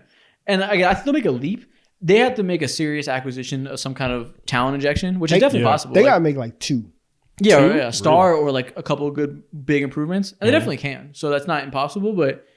If it's just natural progression, I'll go L-Take. But I think natural progression might include a trade, as though they're coming up to that point in their rebuild. So if that happens, I think you could be right. Okay. But it has to be a very impressive trade. Yes. All right, cool. Next one I got is the Brooklyn Nets. I think my take for the Nets is the 2021 season is the biggest what if in modern NBA history. Easily. Yeah. Okay. Easily. Okay, that's too easy. In NBA history, ever. Word to Len Baez. Shout out you. The 2021 Nets are the bigger what if. We're getting hot takey. Rip. No, I mean, that's all true. That's all facts. Yeah. We saw when those 3 guys were together, they had like some ridiculous offensive rating. They swept through the first round. They were up 2-0 on Milwaukee. Kyrie gets hurt. James Harden's hamstring falls off the bone at the end of that series. And you see what happened. Like you needed KD to be playing the best basketball of his career at that point. So, and then obviously all the stuff that happens the year after, but it just doesn't. And like it's a what if because they would have won the championship that year. Easily. So like that would. Let's say the what if is what if they stayed healthy. Think about it that way. If Kyrie never got hurt and James Harden never got hurt, that's a little different because not only do they win the championship, if they win the championship, they stay together. They probably win multiple. Well, I don't know about that. I'm not done. Because it's hard to think that now. They're on the path to win multiple because if they don't get hurt that year, James Harden never takes a step back. James Harden is cooked now and is in a washed state of his career compared to MVP Harden, he's still a good player, but he took a meaningful step back because he never recovered from that series of hamstring injuries that started in that year. So if that never happened, there's no reason to think he would still be playing as a top 10 player, probably. Bro, my hamstrings are sore. Those hamstring injuries are serious. So if that never happened, he would still be at that level probably, or at least he would have been for the 3 years after that. Maybe now he'd be getting a little older, but he would still have like 2 or 3 more years of being at that like MVP level. KD didn't take a step back. If Kyrie didn't get hurt, maybe winning cures all, and they don't blow the team up because of all his controversy. Or even if he does, James Harden's still a star, and they can get a more win now trade in here. And even if they do that same exact trade, you have Harden, DFS, Claxton, KD, that first round pick. Like they could have an extended run. That would change Kevin Durant's legacy, obviously. The Sun shit never happened, so they never let Matt Ishbia to completely come in and tear down the team's future. You know who that affects? Luka Doncic never gets Kyrie. And is he on the trade block? Who knows? But yeah, I can sign off on one of the biggest. No, Easy. fuck that. The biggest what if in NBA history. Yeah, like the 3 players involved in that team and how they have such big imprints on the last 4 or 5 years, in often negative ways, like with how the Suns' history has gone. That would change a lot for Devin Booker, change a lot for that team. Maybe they get a different star instead. That could change something for somebody else. Like maybe Mikal Bridges is not. There you go. That's probably not. He's like not a New York Knick. The shit just moves. Like he certainly would not be a New York Knick. Like unless they get him some other path. But the whole league would be different with those 3 players having different routes. Yeah, man. Valid. W hot take. Yeah, it makes sense. It's not even really a hot take. But It makes sense. What's next? Let's see. All right. I will talk on the Lakers before we get to the lightning round. Okay. This is the last season that we will see both LeBron and AD in a Lakers jersey. I hope so. I'm over it. I think at the end of the year, LeBron will probably retire. I think I'm more on that train now than I was before. And I think that the Lakers traded AD. I tweeted this the other day. I am so ready for a rebuild. I said it last year in one of the low points because it's a mid-team that have ups and downs. I said I low-key think I'm ready. I don't know. It's no longer low-key. I would be very happy if LeBron James requested a trade today. As a Lakers fan and LeBron fan, I'm ready for this team to be done. And I know they're the 5 seed. They're on the up and up. They could be fucking 8 seed by 2 days from now. You know who they're matched up with first round right now? Nikola Jokic. The Denver Nuggets. That demon. I'm just so over it. Again, I dropped that episode today of Project 94 about the most disappointing players. I talked about the LeBron stuff that we talked about when we did our disappointing episode like a month and a half ago. He is not a top 10 player. He might not be top 15 right now. He still has the abilities. He shoots similar in different areas, all these things. The impact, play to play, he still shoots efficiently because he picks his spots more. He shoots less and he knows his body and knows what he can do. So he doesn't take shots that are not in his bag anymore. Still top 10. But because of that, like reeling back of how much he's exerting himself, I mentioned earlier how when the Suns have their 3 best players in the court, they somehow have a negative net rating. When LeBron and AD play together in those lineups, they have a negative net rating. 2 top 10, top 15 players have a negative net rating when they play together. That does not make sense. That is a sign of a duo who is simply not elite anymore. Even as far as early as last year, this summer, we were saying, they still got arguably the best duo in the league. No, they don't. The league has passed them by. The duo has run its course. LeBron is not playing at that level anymore because he's 40. How could he be? And Anthony Davis, he's kind of playing through a foot injury that slowed him down. But nevertheless, even if he was still playing at peak AD, they're not good enough anymore to carry these role players. So I think at this point, we're just reshuffling things around and hoping we get lucky and can maybe win a playoff series or 2. Yeah, it's over. It's cooked. It's over. It's been cooked. And honestly, like this, we've all known it. The moment they traded for Russell Westbrook, the whole era was done. And like you probably could have the Western Conference Finals run against the Nuggets. Shout out to them for being able to get that far, for having a run. That was honestly very, very impressive. If I'm being real, right? Because obviously, I always hate on the Lakers, but if we're being real, to be able to change your whole team midseason like that, and then go on that run and win 2 playoff series and do all of that stuff, that was probably the peak of post-championship Lakers era. But it's over. It's over. You spent your one really, really good trade. You're not going to get another package like that. And now we've gotten to this point where LeBron's done everything. He's gotten everything that he's wanted. Bronny's in the league. He's played with him. They've had that moment. Yeah. AD, I think, has resurrected his his PR as well. Like he's no longer, looked at as this brittle guy. Like AD has played really, really well, really consistently over the last 2 years. And so now, if you're the Lakers, it's the same thing that we said with the Hornets. If you actually think that JJ Redick is like a good coach, granted, you don't want to give him trash. You don't want to be like Wizards level bad, but like it would be nice to have, if you are that coach, to be able to make this team and build that program that you have been talking about for the last 3 years. I'm okay with being Wizards level bad for a couple of years. Be the Wizards. That's fine. You have to be bad to be good. I've seen some Lakers fans when this idea has been floated, like, do you really trust Rob Pelinka and Jeanie Buss to do a rebuild? Do you really want to go through that? You'll be bad for the next 15 years. And I'm like, what the fuck are you talking about? You guys have the ability to go through. I think like there's some teams, and this is kind of like, I have another take kind of builds off of this, but you guys have the ability to be trash. Yeah. Because you're the Lakers and you're in Los Angeles. And the moment that you guys get to 35 wins, a star is going to be like, yes, I want to play for the Lakers. I want to live in LA and I want to do all that stuff. There's other teams like the Timberwolves. you got, you know what I'm saying? Like you guys don't have the luxury of being one of the big cities, one of these like desirable places. And it's not even that. I don't think Rob Pelinka is a great GM. I don't think this is some galaxy brain front office who I think is going to do Sam Presti work and put together an amazing rebuild. I don't think that. But what do you mean? Like, do you trust them to do a rebuild? Do you fucking trust them to continue to make this a contender? No, they've shown us they're not. It's over. Like the alternative isn't bad GM. Like the bad GMness doesn't go away either way. So you might as well do something smart and get assets and give them a better chance. Yeah, I think one thing that a lot of people just tend to not give the Clippers or the Lakers credit for is that they are genuinely one of the better teams in the league when it comes to just scouting out young players and like rarely missing. And that like they consistently find productive player after productive player, and I trust them on that front. Now, when it comes to like knowing how to leverage your squad and like propel them towards the top of the entire NBA, that's where things get like dicey and shaky. But in terms of just like being in the mud and just finding talent, they're really good at that. They do things that a lot of NBA front offices can't do, which is just bare minimum competency. So I trust them on that front. Yeah, but yeah, it's wrapped for them. Okay, it's over. All right, P, man. Let's see what the next era holds. Let's get a bunch of picks for Anthony Davis. Let's start a rebuild from a place of strength. Let's keep it going. Guys, I have another hot take. And it resides over there in Cleveland. Okay. Darius Garland has been the second best player for the Cleveland Cavaliers throughout the entirety of the year. After Evan Mobley? It doesn't matter how you want to slice it. That's how the conversation was really formatted in my mind. But after Evan Mobley or after Donovan Mitchell, whatever way you want to slice it, I think he's number 2 regardless. So that doesn't make sense. Who's your number 1? Number 1, it's probably been Evan Mobley. Okay, so you're saying Darius Garland's better than D-Mitch?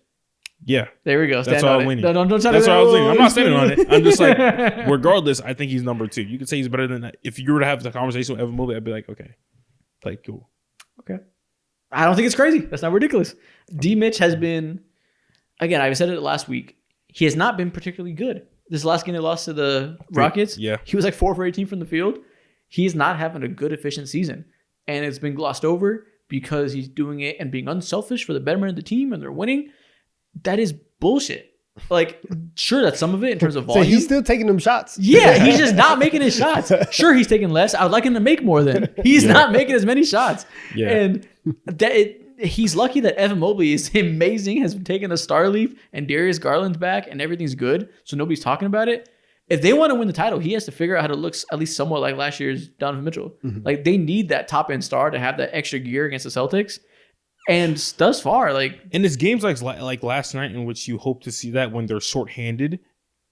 There's plenty of times when teams going to be shorthanded, whether it be like a literal player is missing or like, like Darius Garland's super struggling right now, bro. I need you to do what you did last year against the Boston Celtics. A game like last night was the perfect example. Now, I'm not building my opinion just strictly off of last night, but I just feel like this throughout the entirety of the year, because when I see someone like Darius Garland, who's been shooting lights out, he's damn near 50, 40, 90, which only a few players have done in NBA history. And on top of that, too, like, he is genuinely one of the 7-8 best playmakers that the entire NBA has to offer. And his ability to go off ball along that too, he's like damn near flawless offensively. Yeah, I will never get the image of Darius Garland out of my mind. That is a couple years ago before they got D-Mitch, and it was just and it was just D. Mitch and Jared Allen and like a young Evan Mobley, and Garland had him as the 4th seed in the Eastern Conference, and then everybody got hurt. They fall to the play-in, they lose to the Hawks in the play-in. But Darius Garland was hooping that year and leading the team. He was the number 1 option, being that guard, being that lead guard.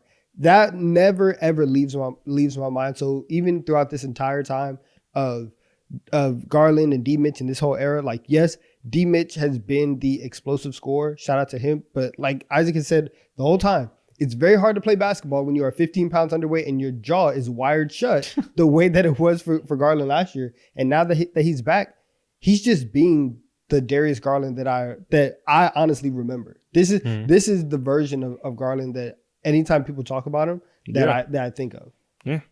Yeah. Donovan Mitchell is a much worse rim scorer this year. He's getting there less. He's shooting there worse. The shooting hasn't been quite as consistent because it was amazing last year.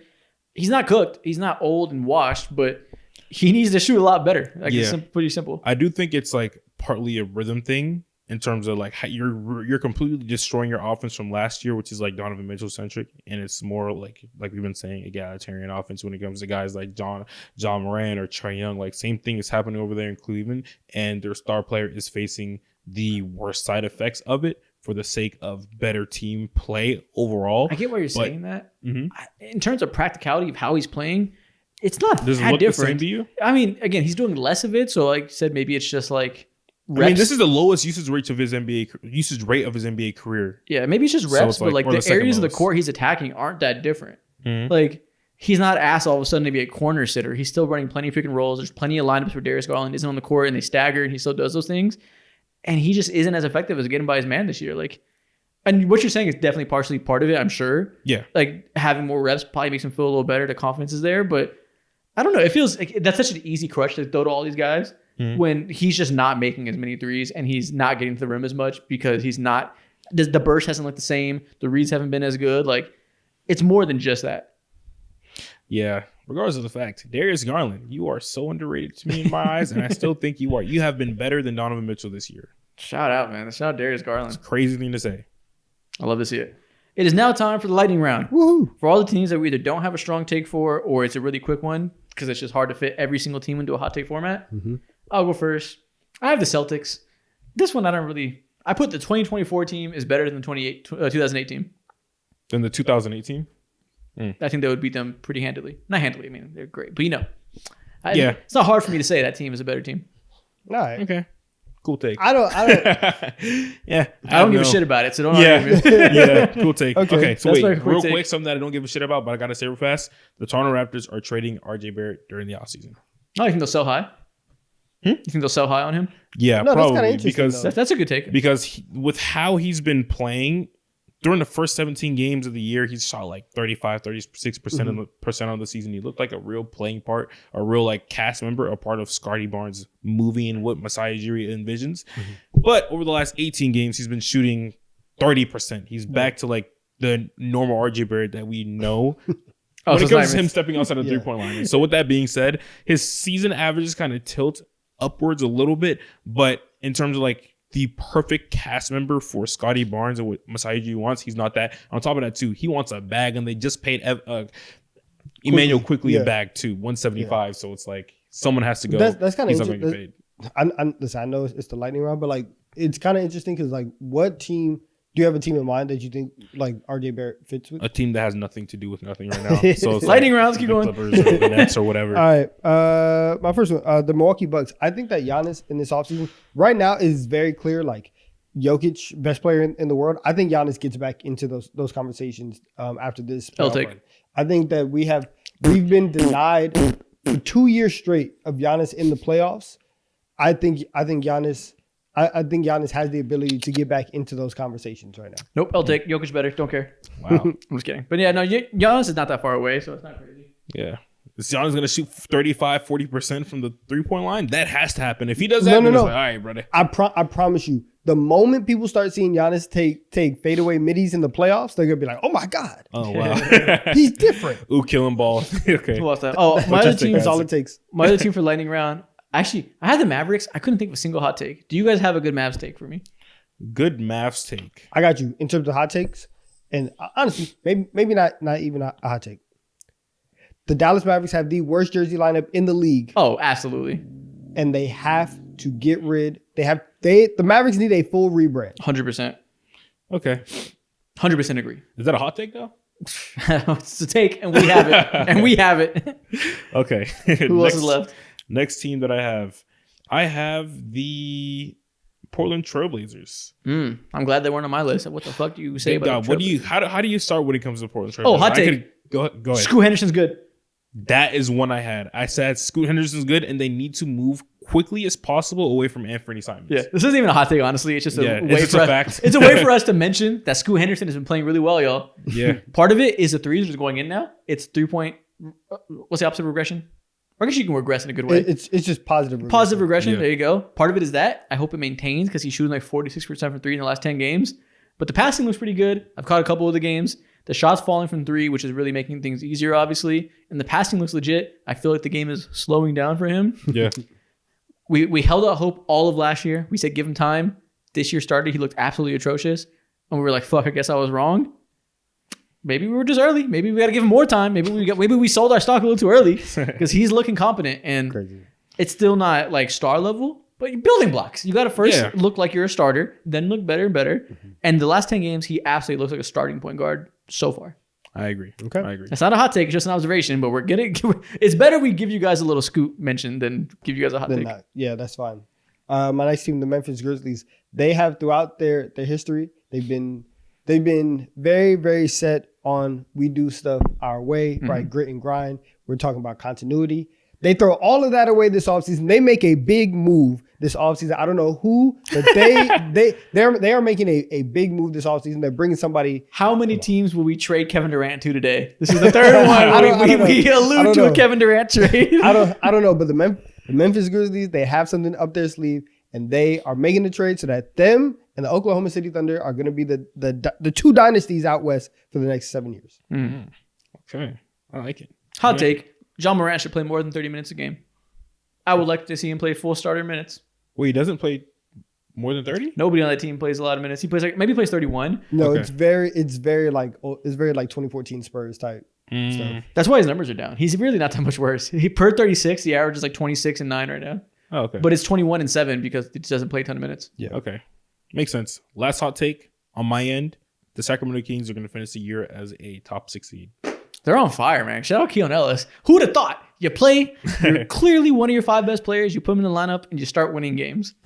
Kevin Huerter, count your days. I'm sorry, my brother. Count your days. They're over soon. No, they're on a roll. I don't know if it matters in a playoff sense, but I think I picked them to be the 7 seed whenever we did our preseason rankings. Because I was like, how can they not be competent when they get DeMar exchanged for Harrison Barnes?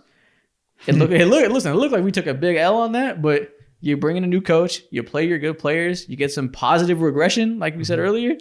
They look regular. They look like a good regular team. They're winning a lot of games after losing a lot of games.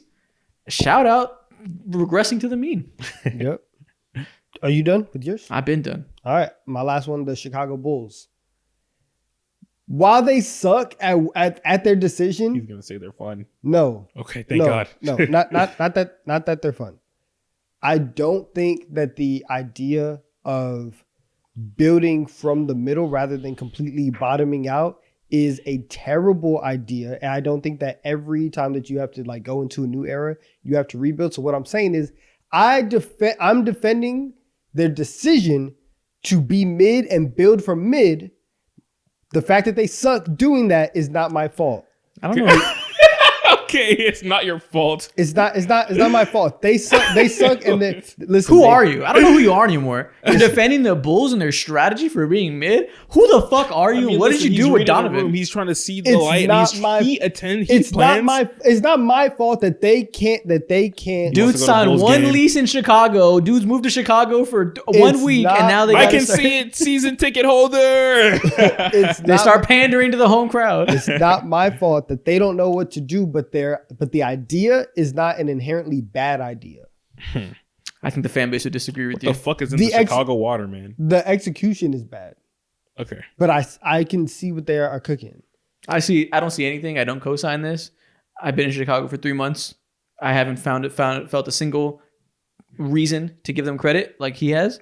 Because you can't watch the games. I gotta watch them illegally. How funny? You know how funny it is? Like that's definitely a team I watched at least this year because League Pass doesn't let me watch the Bulls. Yeah, and I have to go out of my way to watch illegally to watch the Bulls. I'm like, no. Why would I do that? Like I do it to do my due diligence. Don't do it as often as most teams. Yeah, it's terrible. But yeah, I'm done. And that's our lightning round. We've given every team in the league a hot take. Wait. Don't say it. I think we found a new name, and I think you know what it is. So you have to. No, we don't need a new name. Wait. They ain't banned this shit. They ain't ban it. Man, let's move. Let's. They ain't ban it. They ain't ban it, but I feel like we should be ahead of the game, ahead of the curve. Nah, we'll push it down the line. It's still I've been TikTok outvoted, time. whatever. What was your name you're gonna give it? Crayon Corner. That's what the folks. Crayon Corner is what the folks want. On to Crayon Corner. Boom. We're still testing.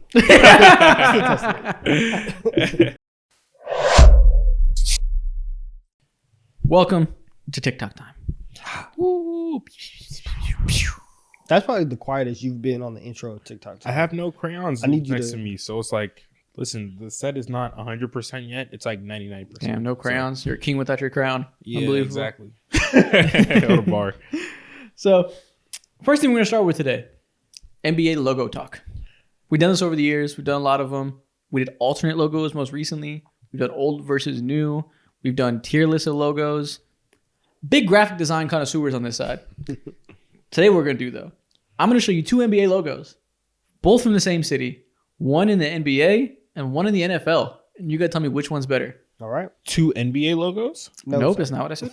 One NFL, one NBA. No, you said you're gonna show us 2 NBA logos. Did I say One- NBA the first time? Yeah, you did. So No, I'm like, he didn't. No, he didn't. He said, I'm going to show you 2 logos, one from the NBA, one from the NFL. You're going to tell me which one is better. And you said No. 2 NBA? no, I swear I just heard. I Maybe did I not hear did. that wrong. but- Nevertheless, either way, one's That's not how I NFL, remember. one's NBA. We got to run the tape back. It's a cross-sport debate. Okay. They're both going to be from the same city. So it's going to be a little... Each fan will see their 2 favorite teams potentially, and we'll tell them which logo is better. All right, Let's bet. go. Let's roll. Predictions first. Who do you think? I'll keep track. Who's going to win more? There's 10 of them total. What's the final Who has score? better logos overall? I'm probably gonna lean towards the NFL. A little I almost never look at NFL logo. I'm like, ugh, what is that? Almost never. I think the NFL, just because for the NBA, the standard is kind of just like basketball team name. Yeah, we're dumb. So you might get there. I'm going to go 6'4" NBA. I'm rocking with this. All right. I'm rocking with the NFL. Switch bitches. All right, next one. The first one. We got the Dallas Cowboys versus the Dallas Mavericks. Listen, as a diehard Philadelphia Eagles fan, I can't say anything nice about the Dallas Cowboys. I don't want to say anything nice about the fucking Dallas Mavericks either, though. So we're between a rock and a hard place right now. The star is hard. That's not a good my logo on team. the left, man. They're both not the greatest. I don't care. I think that like if you believe anything good about the Dallas Cowboys, you are wrong morally. Wow. Morally? You were raised incorrectly. Wow. So Sounds like we're I'm going with the with Dallas Mavericks. Nah, you guys are crazy. We're talking about the logos. You guys did not say anything good about the The Mavericks Cowboys logo. can go to hell. What does that have to do with the logos? Bro, I don't want to go to hell. We're going with the Mavericks. You didn't even break down what the Mavericks are good. I don't want to go to hell. What don't you understand? No, I'm kidding. I mean, I guess the Cowboys logo is better. The Mavericks logo is decent. The idea of a Maverick is cool. I feel like it looks very early 2000s. I don't think it quite looks timeless like they hope it is. Oh my God, I just realized an aspect of the Mavericks logo that's hard as fuck. The horse has an M as like a brow. Good job. Damn, bro, I didn't notice that. So we're Every going day you with learn something new. Nah, I'm leaning towards the Cowboys for sure still. Well, I have an agenda to push. I'm rocking with the NBA. We're going with the Dallas Mavericks. Thank you. America, they let us down. Next up, we had the Milwaukee Bucks versus the Green Bay Packers. See, you may see just the G, and you're right. But I see every high school football team in America that starts with the letter G. Yeah. That's what I see. The most commonly stolen logo I've ever seen. Shout out to Grayson High School in Georgia. Yo, I swear to God. So listen, we got history versus a cool ass buck. Which way are we going? Listen, this buck looks mean. It is a good logo. I like this one. In terms of color scheme, I wear a lot of what is it called? A lot of like forest greens. I'm a big green guy, and I'm a huge cream guy. I love earth tones, cream all the way. Colors got me. I'm going with the Milwaukee Bucks. I'm going with the Bucks too. This is a sweep because I'm going with the Bucks as well. Do you want me to look at that buck and I and be like, no, you're not the winner? You got it, sir. I'm picking you. The cream team wins. Shout out 2-0 for the NBA. This is you over here picking the NFL. You better hope for a comeback. Shit, you're right. Next up, the Minnesota Vikings versus Minnesota Timberwolves. The Vikings is it. This is a heavyweight matchup though. These are both good logos. The Vikings got it, and I don't. In a 7-game series, That white man sways you? in a 7-game series, the Vikings would win in 5. In what 5? universe does yellow and purple move you like that? In this universe, I love yellow and purple personally. That's what I'm Now saying. the Lakers are purple and yellow. This is yellow and purple. Okay, There we go. fair enough. Anyways, 2-on-1. Anyways, no, this Viking is lit. Like, I'm rocking with it. What's lit about this Viking? That helmet is very intimidating. What is it? The braids? It very much is. We're going with the braids. We can go with the Minnesota Vikings. Let's make it interesting. Okay. The braids, the helmets, the horns, all of it. That man is ready for battle. I don't know if that Timberwolf is crying out of like fear. What you mean? Or ready for He's battle. calling his big homies to jump you right now. They He say, might be scared. "Ow, ow, ow." That's what they do, bro. He might be scared. You're right. They got strength of numbers over there. Yeah. But we can lean the Vikings. They've been though. trash, so It's close. them numbers haven't been doing anything. I'm going with the Vikings. We'll go with the Vikings. Okay, It's Vikings. a good classic logo. There's no football on it.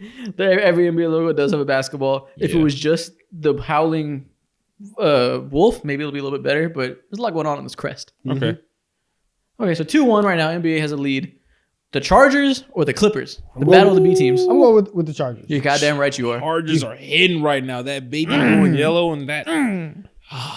Life as a Chargers fan is not fun, but at least I will always win the branding wars. We have the best logo and the best jerseys. That I can hang my hat on. You will never win a playoff game, but you will look clean You're while fucking crying, right. and it is okay. You're Clean fucking while right. crying.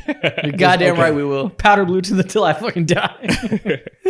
Yeah, I mean, this one's a no contest. That might be the powder blue. It's a top 5 jersey in American sports history. Yeah, the top 2 or 3 probably. Ooh, history? Yes. Wow. Okay. Yeah, I'm not going to argue that right now because right now I'm leaning towards this is all I got. I'm leaning towards the Chargers. I can't stand on Justin Herbert top 5 debates anymore this summer. I got to take a break from that. So all I got is his logo.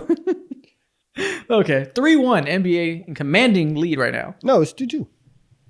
Oh, you're right, Dub. Why did I fucking... Yeah, 2-2. You're You're right. pushing Trying to rig the agendas. score. That's what it is. I can't think. Okay, 2-2. The 49ers or the Warriors? Ooh. No, this is tough. It is the colors for the 49ers. It's a great color scheme. The jerseys are incredible. The Yes. logo itself isn't necessarily amazing. And that's why we have to go with the Golden State Warriors. There The we bridge, are. the bridge is very iconic. About that. No, It's very no, iconic. I think the logo is amazing for the. Do I believe in what I'm about to Again, say? the Or am I jerseys, lying for when you see context?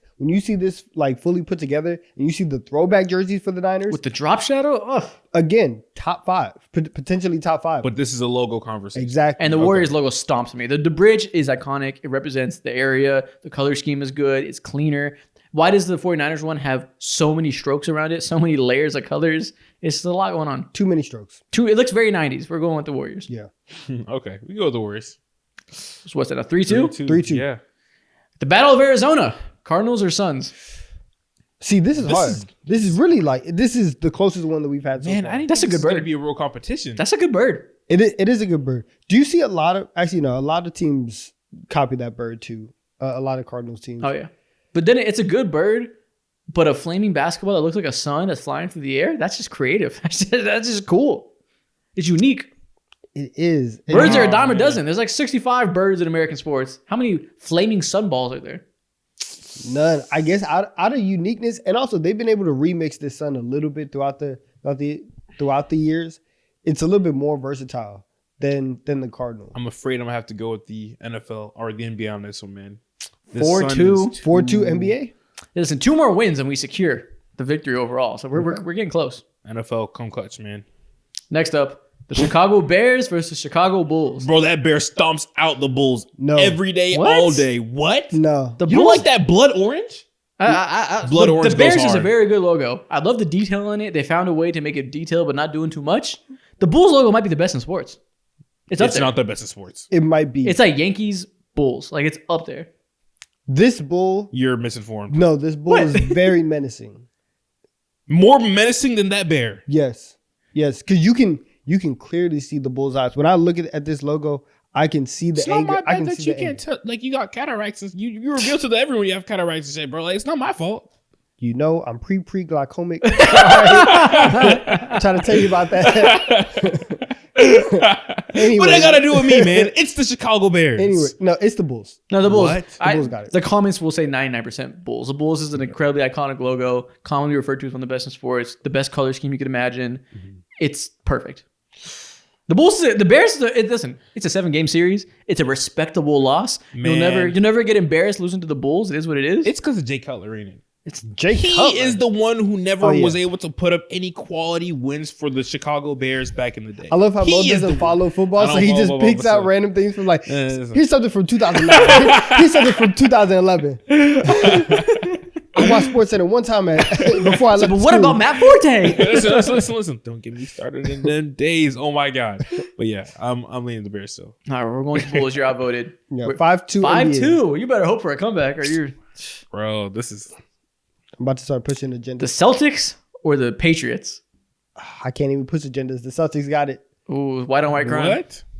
Listen, the Patriots, like, again, shout out to them, but to have this full caricature of the leprechaun and have Lucky the Leprechaun in there, that's very cool. I actually think I'll go with the Patriots. What? I mean, the Celtics logo is old and it's iconic. I don't think it's great outside of the history. It's not bad by any means, but the Patriots is sleek. I like how it's just the head. I like how the hat blends into this like trail that kind of looks like a flag. That's a creative little thing. What's creative about the Celtics logo? It's just like a mascot. And the mascot is kind of cool. Shout out the mascot, I guess, but I don't know. The Patriots are a little better. I mean, it is lucky. I think I want to lean towards the Patriots though. If you're telling me I have to root for a team, that Patriot right there makes me feel like he's going to bring me to the promised land, whatever that looks like for whatever sport that is. I'm leaning towards that. Don't let the fact that it's associated for so many years with swaggerless jerseys, don't let that distract you. It's the logo's good. No, I don't want to do it. You're not wrong, but you're just not right. So what is that, 5-3 or 4-3? 5-3. 5-3. Yeah. NBA still in a commanding lead. Just got to get one more. Game point. The Cavaliers versus the Browns. This is a mid-off. Yeah. It has to go to the Cavs by default. Really? I'm not taking just the helmet. I'm not doing it, especially when you are the Browns and the helmet is orange. That means there's brown in there. It's a secondary color. and you are the Browns. I cannot. But you're argue rocking for Browns orange. fans. I cannot argue. I'm not doing it. For Cleveland, they just put a C in there. And this logo is worse now than it was a few years ago. They made it two-tone and dimmed it down. I almost want to go with the Browns and protest at what I hate what they did with the Cavs logo. Nothing about the Browns makes sense because this logo is just that helmet. But their fans. But simplicity rocks sometimes. But the fan section is called the dog pound. Where did the dog come from? Secondly, they just painted a mascot in the middle of their field. It's like it's like a leprechaun. Where is he from? They're just pulling stuff together. Not cohesive. They have no cohesive idea. Where is he from? I don't know what the Browns are doing. I'm going with the Cleveland Who Cavaliers. are these elves? Yes, I don't get it. You got elves and dogs and helmets. It's too much. It's too much. You have no creative team. And with that being said, the Cleveland Cavaliers push the NBA to a victory. It is now a 6-4 lead. The series has been clinched. 6-3. We'll see how we close it out, but it's already a win. Let's see how big the win can become. We got the Philadelphia Eagles versus the Philadelphia 76ers. Oh, this is an insane sweep. Obviously, the 76ers. Four game sweep. This. Oh my goodness. The Sixers win so easily. Let me tell you. You know what? When y'all see this, and you guys see this on Super Bowl Sunday on February 9th, after we destroyed Jaden Daniels and the Washington Commies, oh my goodness. I hope you guys get used to looking at this logo because you're going to see it all summer long. After the Eagles win the Growing Super Bowl. up, the first NFL team that I fell in love with and the first NFL game that I played with, Madden 08 or some shit like that, I fell in love with the Eagles. 100%. Of course you did. How could you not? For the sake of you, I'm going with the Philadelphia 76ers. Even though y'all won already, seeing you sad, mad. I've told you this before. Makes me happy. I will kill you. I guess that's the segment. Fuck. R.I.P. Mo. I will end your life. He's actually killing me. I'm going to 76ers. There we go. My message will be spread. And that's the end of that. I die about these birds. Go birds. The next thing we're gonna do, we've been doing a series of keep 4, cut 4 type games, where I've been having you guys, have like essentially blind rank teams or blind rank players, where 4 of them you keep, 4 of them you cut. We're doing a little bit different today. I'm gonna name 6 NBA players, and you gotta tell me over under which 3 have over 10 All-Star appearances and which 3 have under 10 All-Star appearances. 10 is so much. 10 is a lot. It's a hard number too, because once you get around there, how can you remember a difference between 9, 11, or 12? Like, it's tough. So Yeah. you guys see the cut line. There's 3 over, 3 under. You got to guess who they are. I'm going to name them one by one. I don't know how you guys are going to do this one. It's kind of difficult. Man, I think what I'm going to rely on is injury history in my mind, bro. That's the number one, swinging factor for me. First name, Allen Iverson. Over or under 10? Under. No. Allen Iverson gets into the league in 96. He has... This is hard. 10, he fell off around 07, 08, so it's kind of real close. He has... I know for sure, all of the 2000s, he has... I think he's at around 9 or 8. I think I want to go... All of the 2000s? Okay, if the line is 10, he might Fine, we'll go under. We'll go 9. Okay, for Allen Iverson's the first under. We'll guess the AI is under. That says, damn, fucking Photoshop, come on. Why is it not working? You're messing up the vibes. Yeah, I think under is probably the correct guess. And yeah, they're just... This is hard. They're all going to be hard. Spoiler alert, they're all close to the line, so don't expect it to get easier. Number 2, Russell Westbrook. I knew that was coming. I'm going to go under as well. Because there were multiple years where he's been hurt. Where he had season-ending injuries or whatever. Yeah, we're in year 16 of Russ. Damn, bro. The last 4 he's been done. The last 4 he hasn't been an All-Star. I'm sure there's 2 years at the beginning of his career where he's not an All-Star. He was hurt. We'll go under for Westbrook. Okay, only one under spot left. You gotta start getting careful. Chris Bosh. 10 All-Star appearances?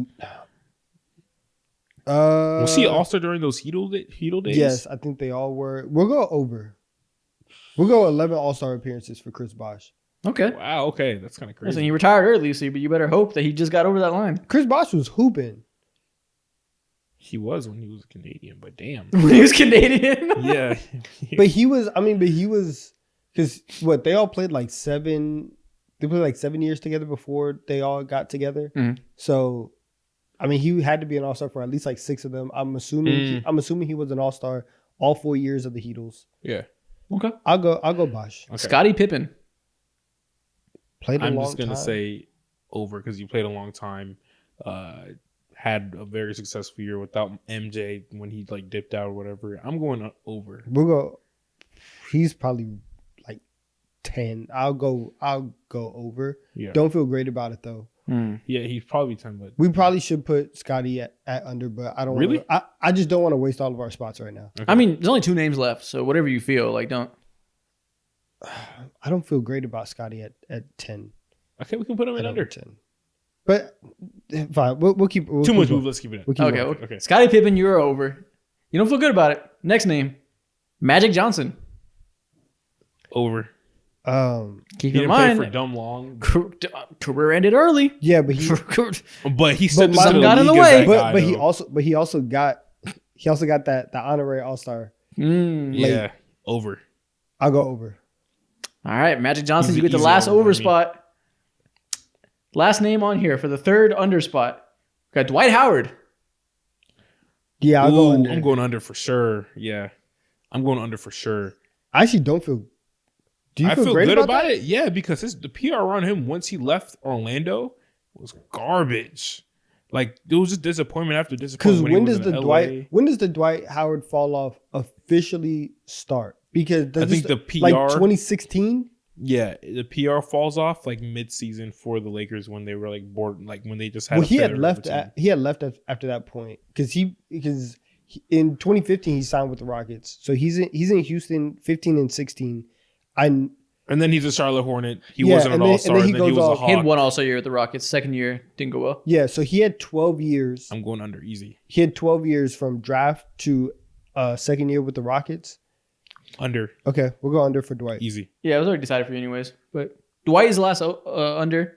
You guys got 4 out of 6 correct. Okay, that's good. That's positive. All right, Pippen was under and Westbrook was over. And Iverson was over. Yeah. Iverson had 11. Pippen has 7. Wow. Interesting. Only 7. Okay. Interesting. The 6 rings, and I guess that 1 year, whenever he was MVP level. Yeah.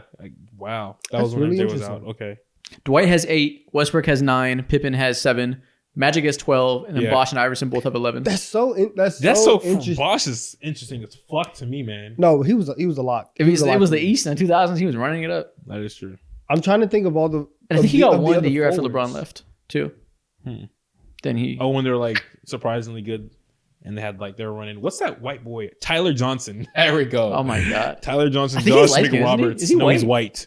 I know he's like Tyler Hero. No, I know he's white, but is he white? He's white. He's not Lonzo White. He's Tyler No, Hero White. he's like Tyler Hero White. Okay. He's what Tyler Hero is trying to be. He's next level. I always thought he was light skinned technically. Nah, he's white. Yeah. Shout out Tyler Johnson. That's a fucking name. Yeah, he's That's a a deep demon cut. lefty, bro. Tyler Johnson, Josh McRoberts. Yeah, those are the days. Okay. All right. Next thing we're gonna do a blind tier list. Deion Waiters. I'm on this website, Hoop Goat. It's the one we used last week for our tier list for the contenders. They have this little feature on here where you can do blind tier lists. Never tried it before, but let's give it a try. Interesting. Okay. There's the top tier only has 1 spot, next 2, then 3. It's like a pyramid, and we gotta see how we can do it. So, Okay. I've never done this before. It's an interesting concept. Blind tier Not list. not knowing the topic, right? This Yeah, shit might just- make me mad, Yeah. bro. Okay. Let's fill out this blind NBA tier list. Interesting. Where are we going, Magic Johnson? I feel like we gotta put He's Magic like a goat, so he's in like the orange. Yeah, probably second tier. yeah, Second tier? probably two? second tier. Yeah, because tier 1, what if there's like MJ, there's like 5 or 6 LeBron. players you could say are better than him? So, Okay. Yeah. well, yeah, he's definitely not going lower than tier 2. Yeah, I agree. Stephen Curry. They're basically the same. Yeah, they gotta be together. But Yeah. I think Magic Johnson, he's more often grouped in with like LeBron and MJ and Kareem than Steph Curry is. Why are we going on how good So we they have to are go. or all-time rankings? If we're going off I think skill, all-time rankings. That's what I'm thinking of. what do you guys want to do? It's up to us. I think that when you talk about them, they just always have to be together. I want to do this based on how good they are at their peak, not necessarily all-time resume. Steph has to be right next to Magic to me. Of course. Yes. If that's the conversation, then sure. Like how good they are at their peak. Let's do that. Next up, Allen Iverson. He Oh, might be tier at the 3 or bottom 4? tier. He might be at tier 4. Seems like He's it's all ranked. legends, so we could go 3 Yeah. or 4. We'll Yeah. go 4. Okay. Tier 4. Shout out AI though. Yeah, listen, everyone's great here. Bill Russell. Again, shout out Bill We Russell. giving Bill the Salute. Tier 4. Listen, if we're doing just peak, not resume, we'll go tier 4. Wait. Actually, shoot. Too late. No, tier 4. Hakeem Olajuwon. 3. Ooh, Tier he's 3. 3 for sure. Yeah, listen. I feel like we probably should have put Bill in tier 3. but- Really? It'll be okay. Yeah. Kobe Bryant. Again, Tier right 3. next to Hakeem. Yeah, right next to Hakeem's. Yeah, I think Bill's fine being tier 4. Listen, Hakeem has a case for tier 2, so it's tough. Fuck. Larry Bird. Do we want to go number 1? You could say he's a little bit better than Magic. Would you rather say he's better than Magic or worse than Curry? I would say he's worse than Curry. That doesn't feel good saying. That does not feel good saying. I'm not confident saying that either. It's safer to put Larry at the top of this rather than put Larry at 3. What if LeBron's on here, though? We got to put LeBron in tier 3? Yeah, exactly. Might fuck Hey, us that's up just the risk completely. that we got to take. I'd rather put Larry next to Kobe and Hakeem, I think. Yeah, same. Does it feel good? No, but we're here. Let's do All it. right. We ball. Oh, didn't go through. Okay, come on. We don't ball. See, it's a sign. Nikola Jokic. Ooh. Tier 4. Oh, yeah, definitely not number That should 1. be tier 4. Yeah. Tim Duncan. Ooh. Tier 1. We can't go tier 4. 1? It has tier to 4. be. He's Dude, not, there's a gun to our head right now. What are we gonna do? I'm going tier 1. What if there's LeBron and Jordan? He's closer to tier 1 than he is tier. He's closer to like LeBron, Jordan, Kareem than he is to Jokic, Bill Russell. Yes. No. How dare you? We'll go Tim Duncan 1. If there's LeBron James, I'm gonna be very mad. No. We'll do it. Kevin Okay, Durant. cool. Oh, There we hey, go. a dub's a dub. A dub's a dub. You got that one. We did it. Wow. I tried to tell you about my quiet goat. Okay. Okay? Respect him. It Tim worked Duncan. out. Wow. The casuals are gonna hate this, but Oh, I it think we works actually out. did pretty good. I mean, what would you Really good. change? I mean, Larry Bird, I would probably have him above Curry. Yeah, I would have him above Curry. It's very debatable. Yeah. Yeah, it's fine. The top 6. Honestly, I think it's low key perfect. Yeah. Yeah, like Larry Bird could be tier 2, obviously. I think Larry Bird, Hakeem, Curry, and Magic Johnson are all very interchangeable. Yeah. Hakeem is in a perfect spot. I like this. Hey, we fucking cooked. How about that? We got to do this more often. Shout out Hoop Go Blind tier list. We'll keep doing these. They're fun. I like that. It feels good to win. Yes. We never win. We don't. We never win. We always get screwed. I'm so happy. But we always get screwed because you're making the blind tier. Yeah. It's your fault. Because I always screw you on purpose. Oh my God, I wasn't. I had the screen recording on the wrong screen. Oh. They were looking at. Oh my God, they weren't looking at the. So you had to. Oh my God, y'all! It was supposed to be on this the whole time.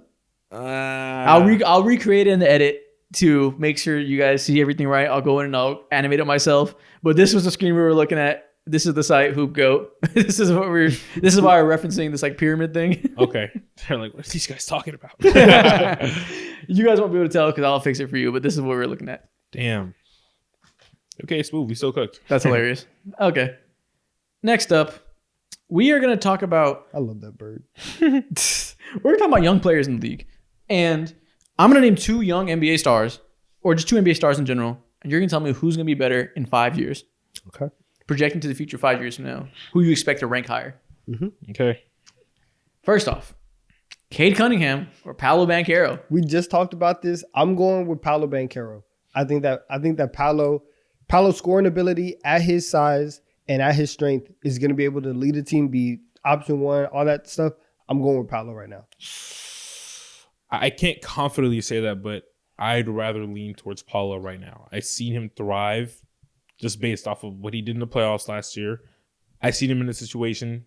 He looks like he can genuinely lead a team as the top dog, number 1 guy. And we've had questions about Cade and whether or not he can be like 1A. They're both very flawed. We both have to say, who do we expect to fix their flaws and hit a higher ceiling? I guess you can feel good about Paolo hitting his ceiling. Paolo's ceiling is higher. I feel better about Cade hitting his ceiling. So his floor is better. Yeah. Well, not necessarily that. It's like the realisticness of their ceilings and like who's more likely to hit it. Cade. But I think if Paolo hits everything right and fully maximizes his size, is a dominant rim finisher with some shooting, with defense, he can be a little higher. We can go Paolo. We can go the ceiling pick the bigger guy who has a rare combination of size, shooting, and passing. That's fine. Okay. Next up, Anthony Edwards or Nikola Jokic. Do you think Ant will pass up 35-year-old Jokic? Nah, 35-year-old Jokic is still probably going to be better. Yeah? Yeah. 35 is old. The only thing that worries me is like, obviously he doesn't have a ton of quickness, but the slight quickness that he does have, like once it goes, that's going to suck. What's his defense going to look like when he's 35? Shit. Verticality. Yeah, that is true. With that being said, I'm going Nikola Jokic every single time without fail, no matter what the objective is. Go ahead. Nikola Jokic, congratulations. Take Jokic. There we go. Nikola Jokic. You got it. Victor Wembanyama or Trae Young, but he's allowed to use a taser on defense. What? Trae Young with a taser. You still know that it's Wemby. No, it's not. Trae Young with no a taser? weapons, by the way. Taser? Do you understand? Have you been shocked at the taser before? Have you? I got one right now. Have you? I don't want to talk about me right now. All right. I've been through some times, trials and tribulations. Okay, fair enough. No more details will be asked. Trae Young with a taser for sure would win. What's the hardest you've been shocked before in your life? Trae Young is shooting 40% from the field this year. But you give him weapons. Let's talk about Trae Young over the last 15 games. That's the real Trae Young. Why? And you give him a taser as well? Why? Okay, next stream, TD3 Tuesdays. We're going to have a challenge. 100 push-ups, and I'm going to see how you two feel with a taser. Listen. I'm going with the GOAT. I'm still going Victor Wembanyama. The GOAT? Oh, my God, bro. All right. Baby GOAT. We need a little more serious ammunition on Trae's side if we're going to give him the weapon advantage. Okay. The new Louis Vuitton Don? Yeah, that's Wemby. Oh Zion Williamson or Giannis? Give me Giannis, bro. Give me 35-year-old Giannis?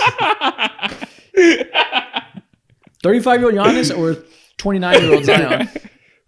Give me 35-year-old Giannis. Even though he's not gonna be like as explosive as he is, he's still gonna have above average explosiveness and athleticism. Just because he's Giannis, He'll still be huge. He makes no sense. I'm going with Giannis. I'm trying to keep it tame. There is no world in which Zion is better than Giannis. What do you say to me if I look at you guys and I say I want Zion? If you said what? I say faded universe, the Martian got the death beam pointed at Earth. I want Zion Williamson. I gotta go to Mars. Like, I gotta switch planets. He's not gonna be better than Giannis. Fine. Jalen Green or Amen Thompson? Let's talk about who's better right now. What are we talking about? Yeah. We're talking about Amen Thompson. Yeah, I'm taking Amen Thompson 110%. Now, I understand Jalen Green's game looks more appetizing. The thought of it is the highlights are clean. But if you're actually looking at all 47 minutes of the game, I'm definitely taking him. You look at Jalen Green, you say, Who says that? It's appetizing. I don't know. His highlights, his game is nice, bro. Yeah, I want a piece. Yeah, whoa. Hey, I'm talking about the Off heads the bone. and the twings. What the fuck? We're going to Amen Thompson. Amen Thompson's ceiling is ridiculous. He might be better now. He'll certainly be better in 5 years. Might. He is. There you go. That's what I'm saying. Luka Doncic or Shea? Who's going to age better with their game? Similar age. They are. There's pros and cons when it comes to like things about their game that's just never going away. Luka's passing just can't go away, but also like Shea's ability to shoot that well, it's not going away. I'm going Shea. I think I'm going Luka. You think Shea's an age better? Yeah. His old man. Yeah. Why? I think that Shea's already better defensively. So I think even whenever he ages, I think he'll still be able to be in position and like, you know, be a good like team defender and be able to pick his spots defensively and being able to get to your spot. But Luka kind of has an old man game right now. Yeah, He's not moving real fast. In 5 years, they're going to be like 31, That's 32. Yeah. I'm going Luka Doncic. He'll still be in his prime. Yeah. Yeah, I'm thinking more 35. All right, I'll go Luka. Yeah, okay. I switched. If it's 10 years, maybe. Yeah. Jared McCain or Tyler Hero? Tyler Hero's an all-star this year, bro. Yeah, so like a guy that might, I mean, he might be. It's going to be tough. But he might squeak into an all-star game. So basically, do you think Jared McCain can be better? Do you project to be better than a guy who's like barely an all-star? I don't know. Listen, it's hard to be an all-star. It's tough. 25 points per game is a lot. 5 assists, 5 rebounds. It's not easy. Tyler Hero's playing really well. I'm going to go Tyler Hero right now. Okay, that's a safer bet, though. Yeah. Do you think Jared McCain has an all-star ceiling is the question, basically? I think he does. Yeah. So I think I'm going to And you think he'll hit it? Yeah. With the situation, look, over there in Philly, they're begging in. They better hope he hits anything, bro. What the fuck? Yes, they're going to give him the opportunity to hit. So I'm leaning towards Jared McCain. Love to see it. Yeah. I'll go Tyler. Well, my cat came in yelling. You didn't like that. John Morant or Chet Holmgren? It's Chet Holmgren. We can talk about right now. We can talk about 5 years from now. Fuck. Right now? Right now, Josh Lowe probably a little bit better. Come on now. But listen, the gap is closing every year. Come on. Yeah, I'm leaning towards Chet. That white man is dangerous. Oh my God. I'm taking Chet Holmgren. That was so much passion. I just don't trust Jaw's ability to be healthy, but also it's like, yo, this motherfucker's injury prone too. Hold on. I didn't know this. Does he have a beard with no mustache? Yeah, that's the drip for him. Oh my God. I might have to reverse my pick. What's wrong with that combo? You don't like No, Oh my God. That's one of the worst combos that you can have. Oh my God. There's a very During the first year of this podcast, I had a beard and no mustache. And I probably hated it. I don't remember what it looked like, but I bet I hated it. there's a very small like group of people who can get away with that. Me. And it's like but like it's not a style that many people can pull off. So does your goat not rock that? Is that why your goat? Does he not rock that? I mean, he's not my goat. Wemby's my future goat. It's a mini goat. That's the last one we got. Okay.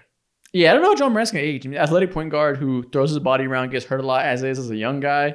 How's it going to translate when he's more ground bound? Yeah, I'm leaning towards Chet, bro. Like his ability to, can he play Rudy Gobert level defense while being able to shoot when he's like 30, 26, 27 years old? He's like 22 years old. Yeah, he's 27 in 5 years. Yeah, it's Give me Chet Chet clear as Holmgren. day. Yeah. It was easy. I forgot. All right, man. So that's that. Next thing we're going to do Actually, the last thing we're going to do, Mm-hmm. you know, when we were here in person last time, we did a little game where we have cutouts of players. We put them on our forehead. We saw who can guess each other's player first. True.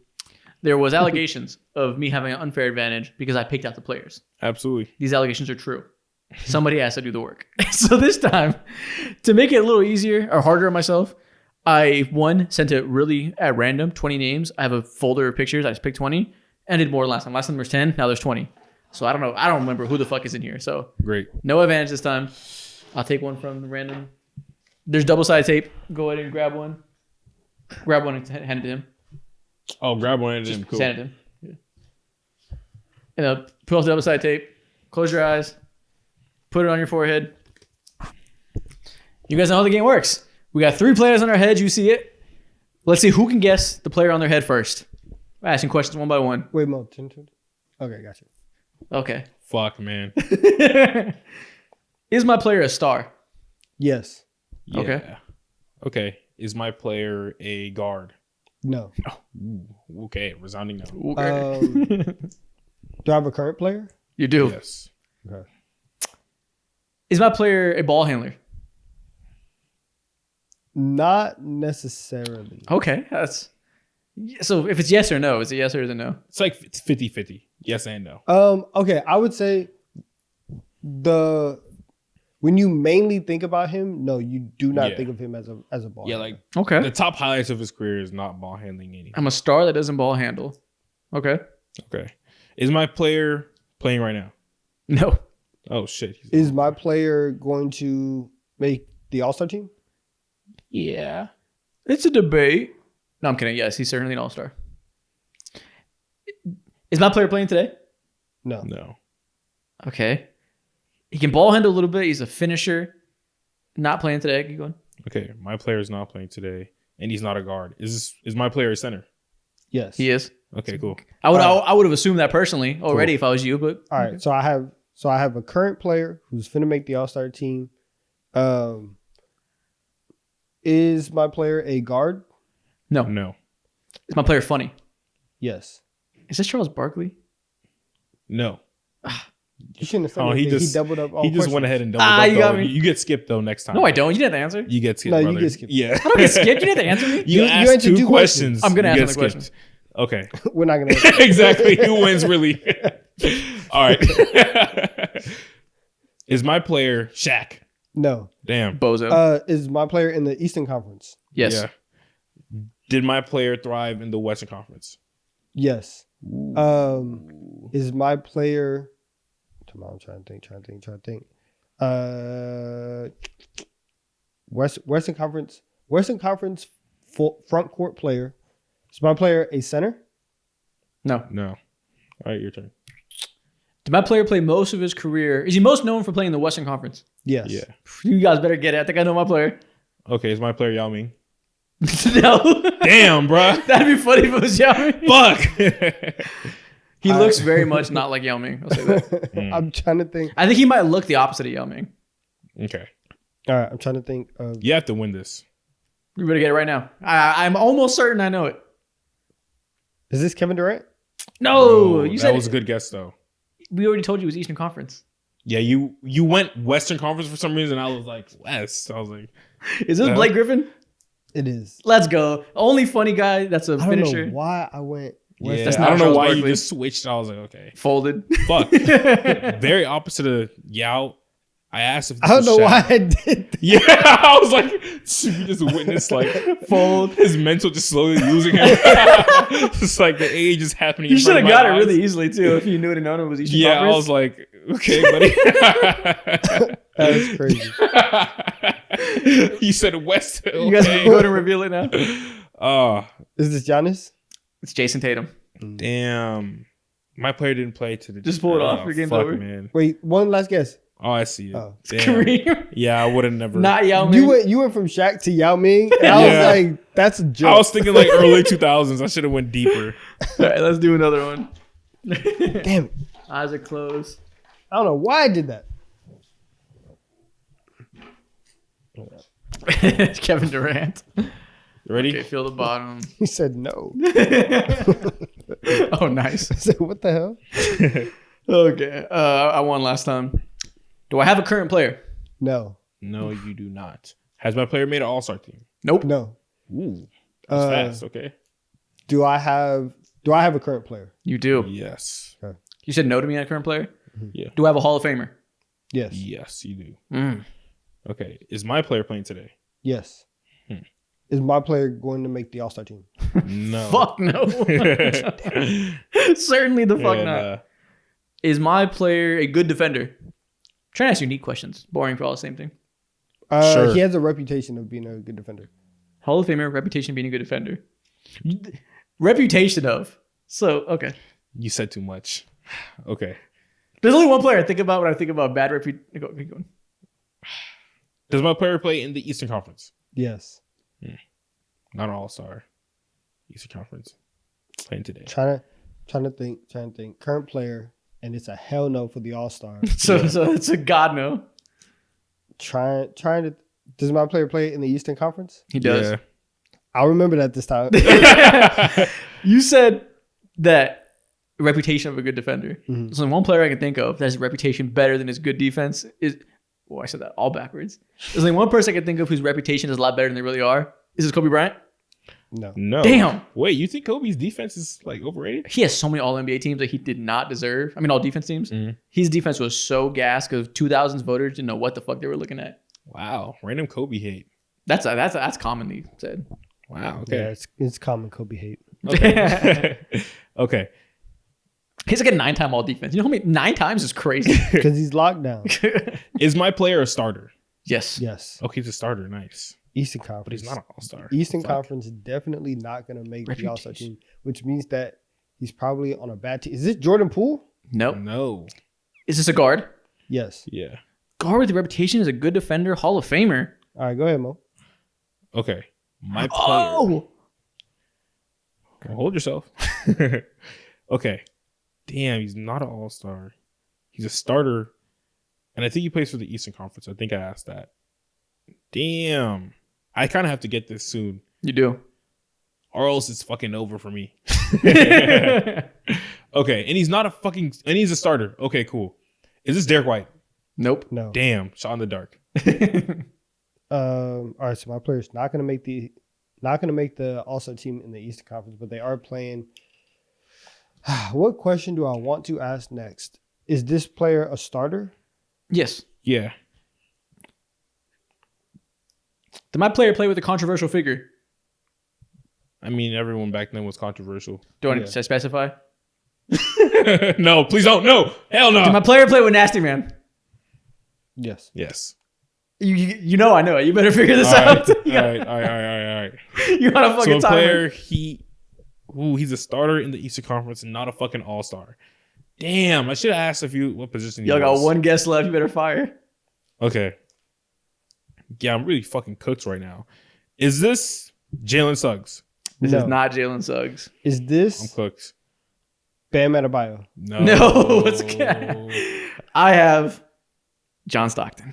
Yes. Yeah, we got to nerf this game, bro. You said reputation for a good defender. That screams to me he's not actually a good defender. Yeah, and we you said too slandered much of him. that, So I too. knew it had to be either Stockton or Kobe. I'm taking Yeah. this. He knows too much. He knows his game too much. I picked the wrong wizard. Yeah, you picked Jordan Yeah, you Poole. did. You were close. Oh, this is Cade. I wanted to pick Cade so bad. Fuck. That was funny. You said, why'd you say no All-Star so fast? They're like, technically he hasn't, Yeah. but I bet you think about him as an All-Star. Yeah. Let's do one more. Oh, this one's flipped over. Let's put this in the bottom. Donovan Mitchell got revealed, so we can't use Donovan Mitchell. Damn light skins. I'm 0 for 2 guessing light skins today. Also, remember last time we did this, there was allegations. Someone said I was looking this way to look at the monitor. There's no monitor. you I weren't can't. looking? I can't see our camera on the monitor. All right, I think I got my player. Last time you guys called me a cheater, and the comments were running with it. because you were a cheater. I was not a cheater. I mean, I guess I had an advantage, but I wasn't a cheater. Exactly. It's cheating. You had an advantage cheating. You can prep the game. I don't know. I got you. Okay. Is my player a forward? No. Okay. He is not. Is my player playing today? He is. Is my player is my player currently playing? He is. Is my player an all-star caliber player? Yes. Yeah, he is. Not a forward. He's all-star. Surefire all-star. Why do you sound so sarcastic? He is a surefire all-star. Okay. Okay. Anytime you give me extra info, I just feel like there's a catch. Nah. I'm a fair player. I'm a fair player. Okay. Is my player a guard? He is. Yes. Is my player light skinned? No. I'll let him decide. Yeah. Apparently, I never know. You like the qualifications. My player is not a forward. He's an all-star caliber player. So is he a guard? No. Okay. Has my player scored 20 or more points per game before? Let me fact check that real quick. Close your eyes. Ooh, that means he's damn near close to it. That means I just don't fucking know his averages. Okay, that means he's close though. If you have to actually think about it. Yeah, he's average 20. Okay. I just had no idea. Yeah. Is my player an all-star? Yes. Like, I mean, yeah. Sure. In general, like, is he known as an all-star? Yeah. Yeah.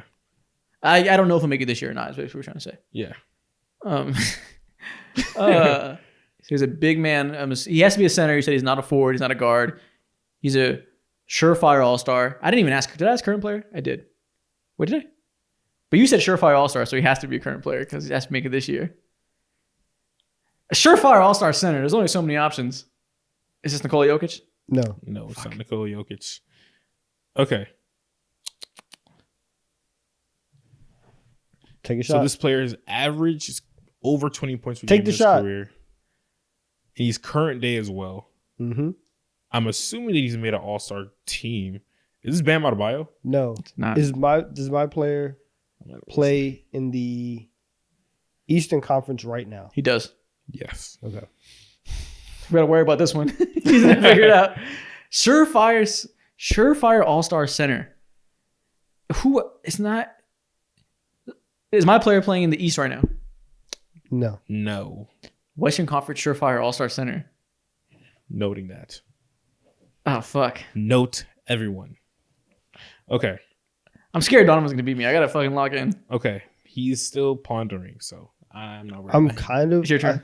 kind of lost. right Is now, my player playing in the Eastern Conference? He is. Yeah. Eastern Conference, 20. Okay, cool. Surefire all-star center in the West. Fuck. All right. So I have a guy, Eastern Conference, known as an all-star, but not necessarily one this year. Current player. Is my player a guard? No. Okay, so it's not Nikola Jokic. Sengun's not all surefire center. Chet Holmgren's not going to be an all-star because he didn't play enough games. Gobert's not going to be an all-star. Anthony Davis? No, it's not Anthony Davis. Oh my god. Okay. Current day player. Over Oh! 20. I know who this is. I know it for a fact now. I swear I know. You better, again, you're on the shot clock. Okay. I just need one more question, and then I know I'll secure this. I will get it this time. I'm not sure if I got this. I if will asked get it this time, question Mo. before. You have one chance, one opportunity. Is this player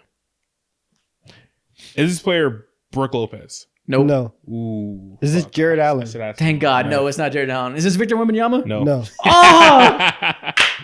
Okay. Did you lie to me by saying surefire all-star? No, No. I did not. Okay. I did not lie. I swear. Dude, I ran through like the 3 surefire all-stars. No, he didn't lie. I did not lie. I promise. Sabonis isn't a surefire all-star. Okay. Next question is on me. Is this player a forward? No. No. Okay. Then he has to be a big fuck. Surefire Plays in the East, too. all-star. I'm trying to go through all the Eastern Plays in Conference big teams. leagues. We're trying to talk about if he is Yes, this. I know Well, this. okay, so I'm not sure if he counts in this space or like depending on what position. Is this Paul George? That's Paul George. Damn it. Fuck. Okay. Shot in the dark. Is this Kristaps Porzingis? Nope. Damn. It's Jordan Poole. Damn. Yeah. You did. You asked this very specific question. You're did. like, okay. You said some shit like, he's currently said- playing or whatever. You And I was like, you asked if he was an all-star player, and he said yes, he's a surefire all-star. And you took that and you said, so he's definitely about to make an all-star. The team. first question I asked wasn't current player. No. I've been Yeah. duped. Yeah. You motherfuckers. Damn, You bro. did it to yourself. Bill Russell for audio listeners. I had Bill fucking Russell on my forehead the whole time. Yes. And that's the end of the episode. Yes. I lost the first time. I'm now 4-1 in this game. Yes. 4-1? Oh, yeah. We did true. 2 last time. I got the first 2 victories. Yeah, you're right. Damn. Let's go. Bill Russell, what the fuck? Damn it, Bill. Let's go. Rest in And with house. that being said, if you're still here, what should people comment? Go Birds. Hell nah. We're not gonna comment that. Yeah, hell nah. Go Birds. Comment Cowboys. Let's ride. Woo! Y'all don't do that. You don't even believe in that too. I don't give a shit about the Cowboys. Cowboys We'll see y'all let's next ride. week. Please don't do that. I'm begging.